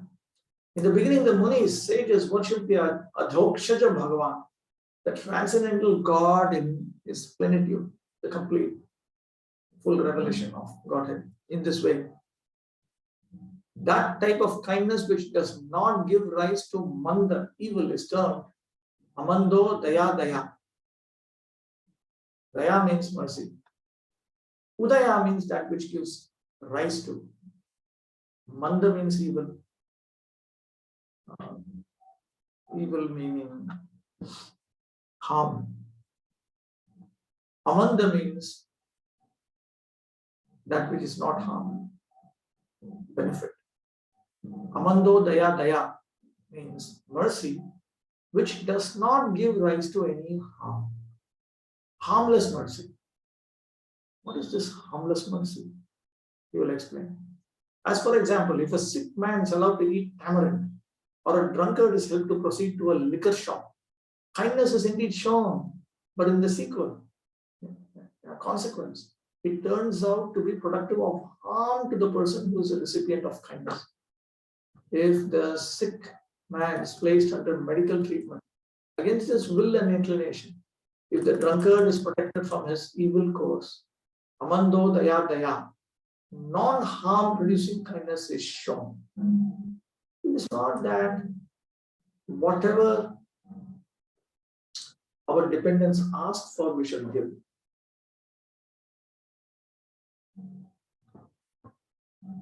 What if your mother asks for poison? No, we don't give, because it is harmful. Preventing floods and famines, nursing the sick, pleasing or displeasing anybody or stultifying the faculty of consciousness of anyone. Every one of these is an instance of mandodaya daya, harm-producing kindness, harmful kindness. Man cannot understand it till he realizes his true position. By such acts, the jiva is not really benefited. Cutting the root of misery is doing a real good to others. The treatment that allows the gangrene of sensual desires to remain does no real good to the patient. Neither is it a proof of great wisdom. Out of spite to the gangrene of sensual desires, to hang the sick man, holding out the prospect of mukti, annihilation, as complete and permanent cure. In other words, if somebody has gangrene, then it is one thing that you give foodstuffs or ointments which cause that gangrene to remain or increase. It's another thing to say, let me simply kill this patient, that's all. Swayam nishreyasam vidvan na vaktyajaya karma hi na rati rogino pathyam vanchato hi bhyaktamaha. 5th canto of Srimad Bhagavatam. Just as the best physician, even if the patient evinces, expresses a desire for unwholesome food, does not allow it. In like manner, he who is himself aware of Nishreya, the highest good, never advises an ignorant person to do karma or fruitive activity, work for his own interest. The Shruti says, Avidyaya bahudha vardhamana vayam kritartha ityabhimanyanti bala yat khamino na pravedayanti ragat tenato rakshina lokas javante. Ignorant, that's Mundaka Upanishad. Ignorant persons, being themselves in the midst of manifold avidya or errors, think thus, we have gained what we want. Because they work for their own interest. They have no experience of the real truth by reason of their attachment to such work. With extreme solicitude, they gain little as a result of their activities. After a time, they fall from that position. The Shruti further says, Avidyayam antare vartamana swayam dhira panditam manyamana jaghanyamana pariyanti mudha andhenaiva niyamana yathandha. Those who are remaining in the midst of ignorance consider themselves to be conscientious and enlightened. Such perverted and ignorant men come to grief like the blind man led by the blind. Most people of the world, forgetful of their own home, under the spell of the enchantress, are running headlong in the opposite direction in this performance. Again, their intoxication, eagerness, concentration, and firm determination are so intense that they have indeed very little opportunity to think about home. Notice capital H, home. But the voice of the Gaudiya, the flying red-tinted banner of the Gaudiya, resting the ear and the eye of all persons, is ever proclaiming, Krishna bolo, sange cholo, ei matra bhiksha chai. Chant Krishna. Come with us. This is the only thing I'm begging you. Say Krishna, come along. This is the only arms we belong. Back to God and back to home is the message of Gaudiya Math. Back to God. To arrest the pervertedly current tide and to redirect it towards the eternal source. Notice eternal source. Title capitals. Capital E, capital S. Refers to Krishna. Is the seemingly unpleasant beauty of the Gaudiya Math. Seemingly unpleasant. When you tell them to do it, they don't like it.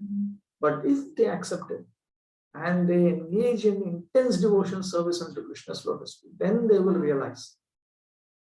The Gaudiya Math says, this is actually Bhaktisiddhanta Saraswati says, all men of the world without exception are our kin. All birds and bees, grass and shrubs are our kindred. Whatsoever conscious being, wheresoever existing, belongs to our Supreme Lord. We shall conduct our kindred from out of the spells of the enchantress towards home. The enchantress is Maya Devi. We shall not be showing for the time being sweet sympathy for them by enabling those who have fallen into the snares of the enchantress to get more deeply entangled. Even if under the spell of the enchantress, they fill heaven and earth with their loud protestations against our endeavors, we will still proclaim the message of the Amrita to them.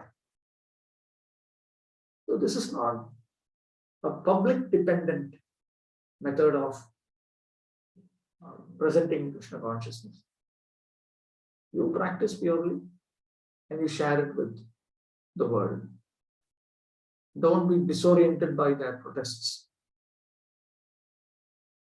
Even if it be contrary to the current of thoughts of the religious or religiously minded people, as that term is understood by the world, or appear strange or wonderful to them, we will still forever practice and proclaim those religious words, the Sanatan Dharma made by God, the tidings of which are unknown to any of the rishis, gods, siddhas and men, the Dharma which, although it happens to be hidden, pure, difficult to understand, alone enables us to attain the Amrita, the Dharma, that is the supreme Dharma of the Jiva, the Dharma to which all Jivas without exception have a claim, the Dharma to which everyone in the universe may become the heir. That Dharma is the object as well as the method of our endeavor. That Dharma is nothing other than Kevala Sadhana, exclusive engagement in devotional service unto Krishna's lotus feet. That means you stop everything else, you simply engage in one or more of Shravanam Kirtan Vishnu, Parampara Sevanam, Archanam Vandanam, Nasyam Sakhyam Atmani Veda. That is the one and only, means that is the one and only object. The current that is sweeping the world, the flood on which it is adrift, the famine by which it is distressed, the want, fear, sorrow, delusion by which it is mastered, oppressed, and tortured, can be prevented, can be pulled up by the root, by the method of moving homeward. Notice the capital H. Going towards the home, the spiritual world of self-surrender at the holy feet of the sorrowless and fearless Amrita. So long as we shall stay in the foreign land, notice this. This world is described as a foreign land. The greater the distance and the speed with which we shall continue to run towards foreign lands and away from the direction of home, so long and to the same extent, sorrow, fear, and delusion will not leave us. They will, on the contrary, mock us like the delusive deer by their further and steady increase. The Shruti says, Dvitiyad Vaibhayam Bhavati. Fear comes. Fear must result from the perception of a second entity different from God. Death cannot be abolished from this mundane world. By no amount of efforts of the united jivas of the whole universe, the threefold misery can be banished to the Andamans. No one can extinguish the fire of Ravana's funeral pyre. It is the water, well cooled by contact with the feet of Sri Ramachandra, that alone has the power to quench it. Once the world is fairly embarked on the high tide of the holy name, the insignificant worldly flood retires forthwith. If the alms in the shape of the glorification of the songs of Hari become easily procurable, the little famines will leave us for good as a mere attendant result. With the appearance of sorrow, delusion, fear, killing bhakti, devotional faith, avidya, nescience, the root of every form of misery of the jiva is destroyed and the soul is well satisfied. Sorrow, delusion, fear, killing bhakti is nothing but shoka, moha, bhayapaha bhakti. First canto, 7th chapter. Bhakti is like fire. Nothing else can purify gold in the manner that fire can. Without bhakti yoga, association with bhakti, other forms of effort are meaningless, like the attempt to refine gold by the application of tamarind, earth, or ashes. We imagine arthavad in regard to the holy name, or in other words, to imagine that the glorification of the name is mere exaggeration of praise, is that godless intellectual attitude which gives rise to our belief in other tangible forms of effort. Namni Arthavada is one of the offenses to the holy name, in which you equate the chanting of the Hare Krishna mantra with various acts of piety. How do we do that? If we commit that offense, then only we start believing that we must tangibly engage in material pious activities. That belief itself is caused by the offense of Arthavada. We think that the work of glorification, preaching, etc. of the name of Hari is not conducive to the general good. Or again, we may think sometimes,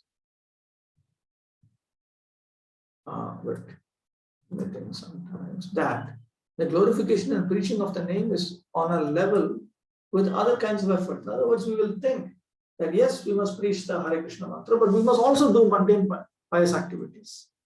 The first is Arthavad in regard to the name. The second is Aparad, offense of believing the name as being equal to other good works.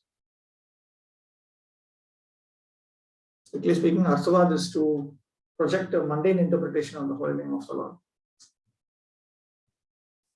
To have faith in the holy name is so very rare that we may leave it out of consideration. Full-fledged, unbreakable faith in the Hare Krishna mantra is so rare.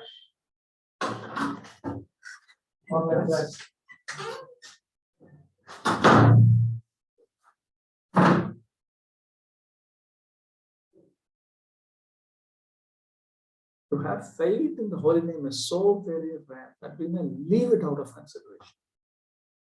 That means to have that kind of faith, that all I need to do is to chant the Hare Krishna mantra, avoiding offenses, sinful activities, and everything. And then Krishna will guide me. Krishna will make me do the greatest good for myself and others. Now, Krishna may tell different things, whatever it is. Whatever Krishna says will be in line with the teachings of the Siddha Parampara, which is already verifiably in line with Shastra itself. If we had faith even in the Namabhas, the most dimly perceived name, we would have never said that succoring the victims of floods, helping the victims of floods is better than Kirtan and Prachar, singing and preaching about God. Freeing the country from famines, opening of hospitals are better than preaching devotion to God. Hundreds of famines can be got rid of, not by Namabhas, but even by Namaparaj, offensive taking of the name. The mukti that is not obtained in crores of births by Brahmagyan, knowledge of Brahman, can be had by one single Namabhas. There is no exaggeration. This alone is the only true message. Sri Gauranga, the savior of Kali Yuga, Avatari, the source of incarnations, by means of the Namacharya, the teacher of the name, by his own personal example, Sri Thakur Haridas has borne testimony to it, adopting the Jaina view, aggravated by the bad logic of purveyors of vulgar news. Neither Chaitanya Dev nor any of his devotees was ever in a hurry to prevent flood or famine or to found hospitals, nor did they give any other advice to anyone except telling all men at all times and places. Lord Chaitanya Mahaprabhu never ever tried to save people from material distress. Similarly, you look at each and every one of the Vaishnava Acharyas, never got into this social welfare, material welfare thing. Because the whole world is already on fire. You have to help people to get out of this world. Don't try to solve the problems of this world. Get out of this world. You are not supposed to be here in the first place. This is the message that they are giving us all the time. Palikale naam vina nahiyar dharma. There is no dharma, no duty other than serving the holy name in the age of Kali. Khaite shuite jatha tatha naam loy. Desh kal patra nahi sarva siddhi hoy. One can take the holy name, one can chant the holy name while eating, while sleeping. there is no consideration of place, time, audience. One attains all perfection. Jare dekho tare kaho Krishna upadesh, amar aage guru hoya taro ei desh. Whoever you see, instruct him about Krishna. On my order, become a guru and deliver this land. Uccha sankirtan tate korile prachar, sthir char jiber khandaile samsar. You have loudly engaged in sankirtan. You have preached them. And you have destroyed their attachment to material existence. Their attachment meaning the attachment of the moving and non-moving creatures. Bharata bhumite hoilo manusya janma jar janma sarthako kori koro paropakhan. The one who has taken his human birth in the land of Bharata, he should make his life perfect, and then he must engage in paropakhan, welfare activities. In the Kali Yuga, there is no other dharma except uttering the name of Krishna, taking the name in whatever place, whether eating or sleeping, irrespective of time, place, person, all is fulfilled. Whomsoever thou meetest, instruct him about Krishna. By my command, being Guru, save this land. Thou didst proclaim the high Sankirtan and cancel the worldly course of jivas moving or motionless. They that are born as men in the land of Bharata, attaining the significance of human life, do good unto others. There is no other dharma of the jiva except kirtan, singing about God. To the extent that one disbelieves bhakti, devotion as denoted by kirtan or the holy name. In other words, those who think that all wants cannot be fulfilled by kirtan. To that extent are such people Gnostic, atheistic. The degree of help one gives in the propagation of bhakti as denoted by kirtan is the sole measure of one's belief in God. I'll read that sentence again. The degree of help one gives in the propagation of bhakti as denoted by kirtan is the sole measure of one's belief in God. On the other hand, a man is a Gnostic disbeliever to the extent that he obstructs kirtan. As the name has to be taken every moment, even while eating or sleeping, as bhakti denoted by kirtan is the only dharma of the jiva, as there is no other dharma except this, where is then time for getting rid of flood or famine or founding hospitals? Those who claiming to be positivists are forgetful of the greatest of all facts, that is death. Those who being fallen like the blind man led by the blind under the spell of the enchantress, loiter about like travelers without any objective. It is such people that have time for work other than Hari Kirtan, singing Hari. All other efforts, with the exception of Hari Kirtan, are the cause of samsara, the worldly sojourn, wandering within material existence, the road leading not to the east but in the opposite direction. On the other hand, all time Hari Kirtan is turning away from every other direction to face the east or journey homeward. The Gaudiya Math is the missionary of this all-time Kirtan. The Gaudiya Math does not ask to destroy all efforts of the world, but to deflect their course. The Gaudiya Math begs every one of us to offer his all to Krishna. The dhum-dham or pomp and display of the Gaudiya Math is for the sole purpose of making all efforts of the world Krishna-bar, having Krishna as their goal. The offering to Krishna comes first, and after the offering has been made, bhakti begins. So first you surrender, then you engage in bhakti. Not that first you do bhakti and then you surrender. This particular point is noted by Sridhar Swami in his remark in the 7th canto. There is a cluster of 2 verses which enlist the 9 forms of bhakti spoken by Prahlad Maharaj.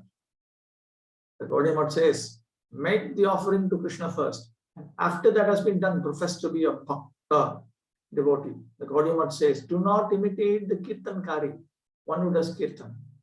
Dham, burlesque, is the other name of anukaran, imitation. By arraying oneself in the trappings of dham or chang, harlequin, People can be deceived, but no good is done either for oneself or to others. There's no point in deceiving oneself or deceiving others with imitation glorification of Krishna, imitation preaching of Krishna consciousness. It is those who follow the Kirtankari that are really their own benefactors or properly alive to self-interest and also benefactors of others or mindful of others' interests. They are not blinded by considerations of undue personal advantages, nor do they cheat others and are therefore truly disinterested. It is by Kirtan alone that the claims of self-interest, interests of others, and disinterestedness are simultaneously satisfied.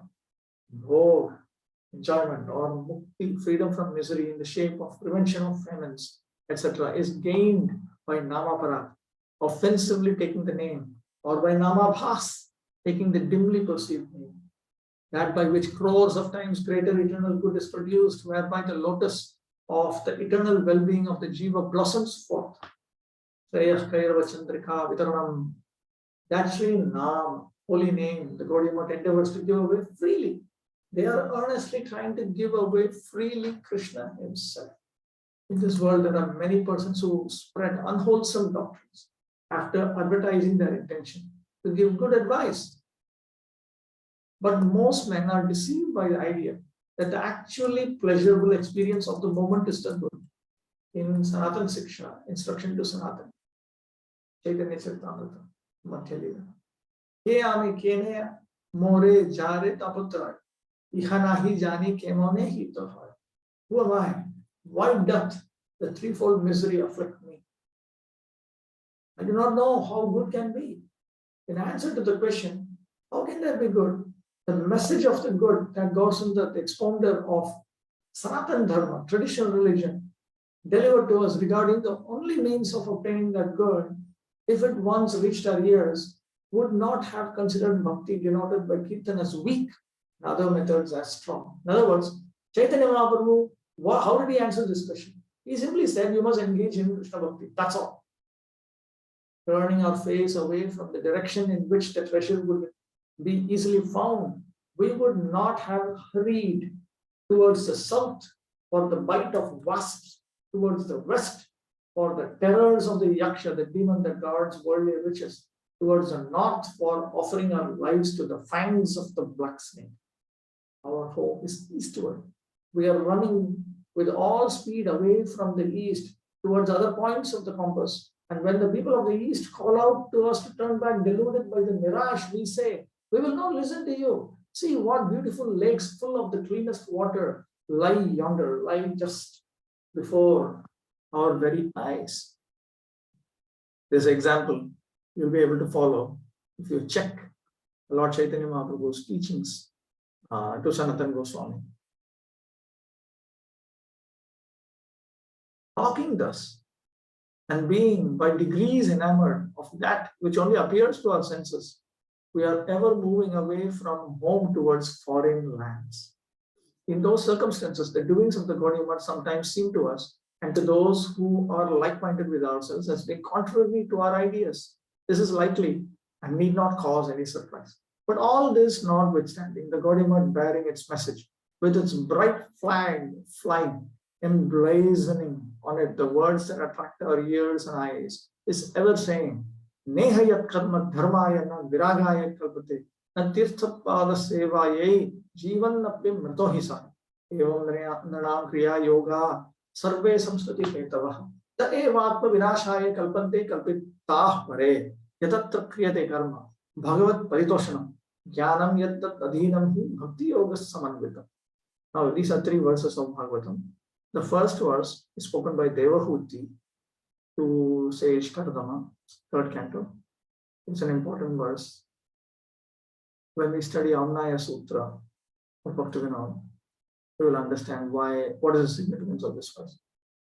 The next two verses are spoken by Narada Muni, first canto. He provides a translation. The work that is not done for the sake of dharma, the dharma that is not performed for the purpose of virag, renunciation, the vairagya renunciation that is not practiced for the service of Vishnu, such work, dharma or vairagya, whosoever practices is dead in life.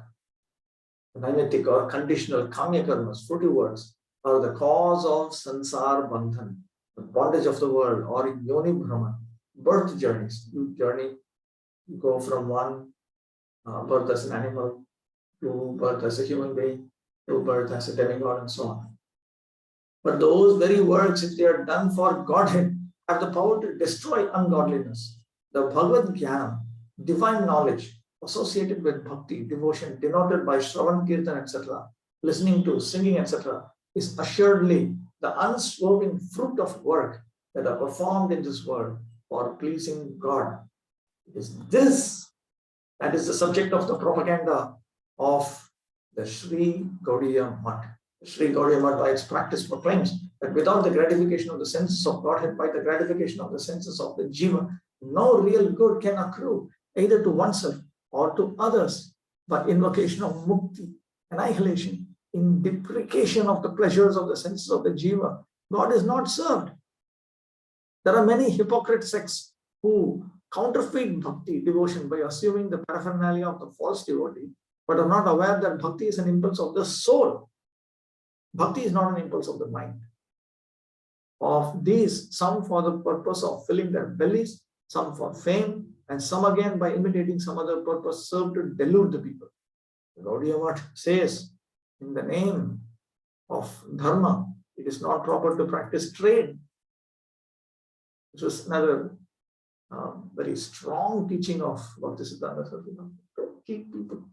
Don't put on the dress of a Vaishnava in order to maintain yourself.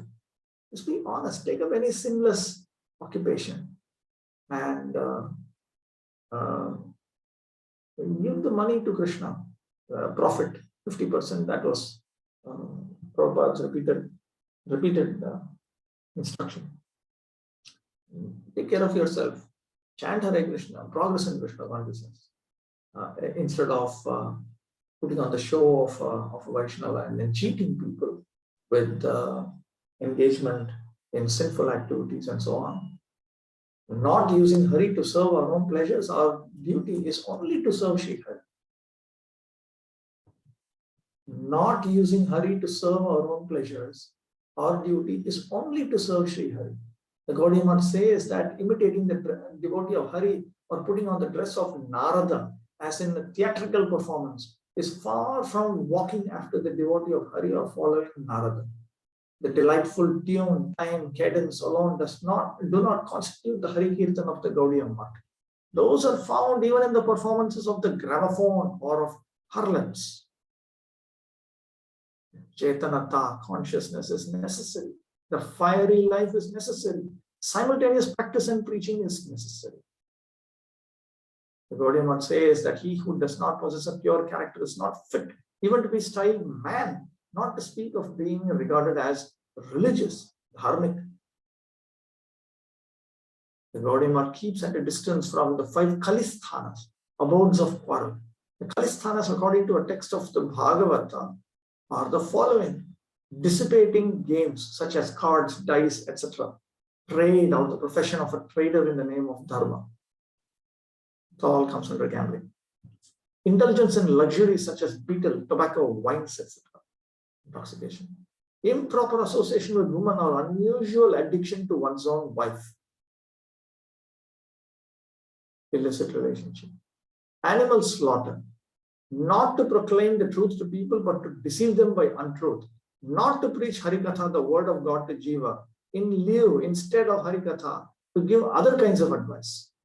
All of this come under animal slaughter. By cheating people or by accepting money that is earned by their labor from people in general, to apply such wealth to the maintenance of wife and children or increasing the scope of one's own enjoyments, not to employ everything, the body, mind, and speech of the Jiva, life, wealth, and intellect in the service of Sri Vishnu, who is the proprietor of all things and the supreme Lord of all wealth. These are 4 causes for the enhancement of Kali. The Shastra says, of all things, the human body is the dearest to God. The human body is the giver of the Paramartha, highest good.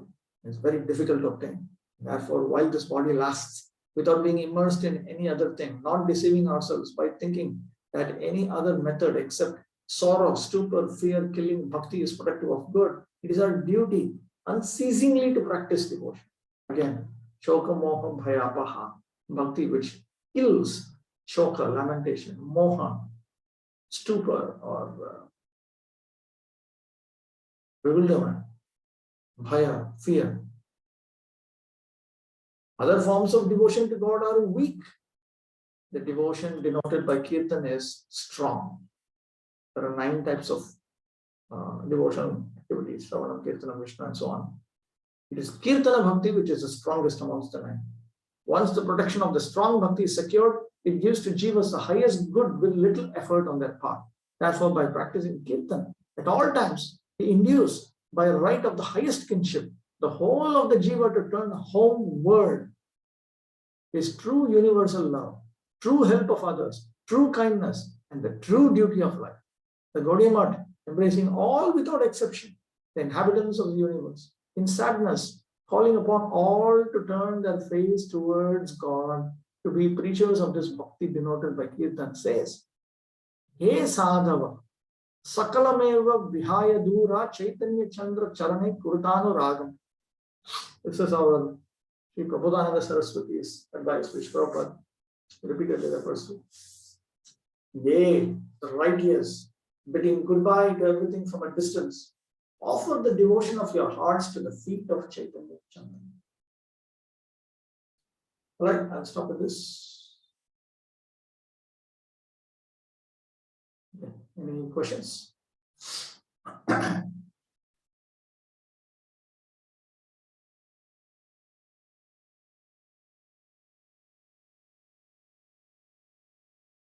All right.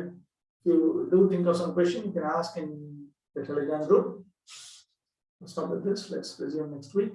We will take up Bhakti Siddhanta Vaibhava, which is an elaborate biography of Bhakti Siddhanta Saraswati Thakur, written by His Holiness Bhakti Vikas Maharaj. I'll provide details. So you can get it. There is Kindle version. There is also hard copy. You can choose. Leela Madhuri. One minute.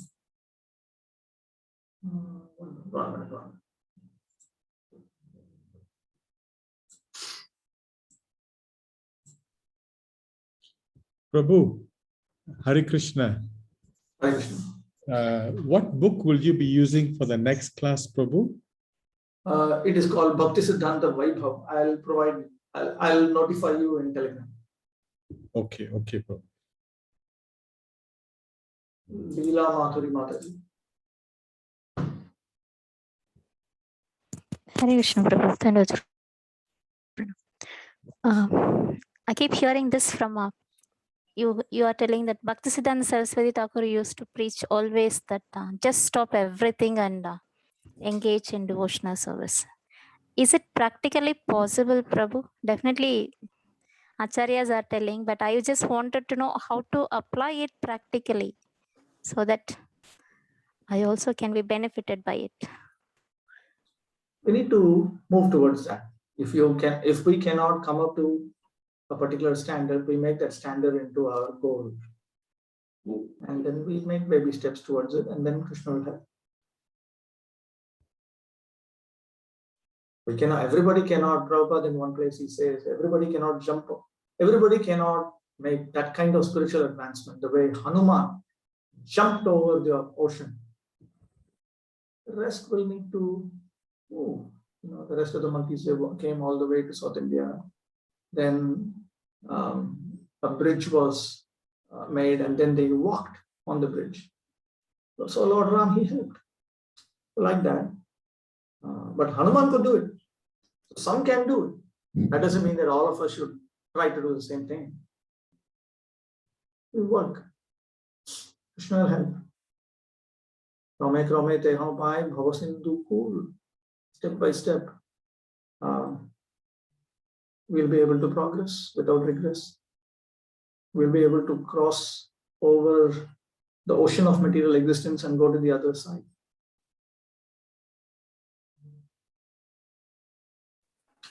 Okay, anything else? Prabhu, Thank you, Prabhu. Hare Krishna. Prabhu, you're telling about some course which you are planning to start in due course. What was it, Prabhu? I didn't get it. No, on Prasanatraya, on the Upanishads, Vedanta Sutra, related literature. Vedanta Okay. philosophy. Okay, Prabhu. Thank you. My Institute has been wanting. Fine, Prabhu. Repeatedly, it's coming to my mind that it must be organized. All right.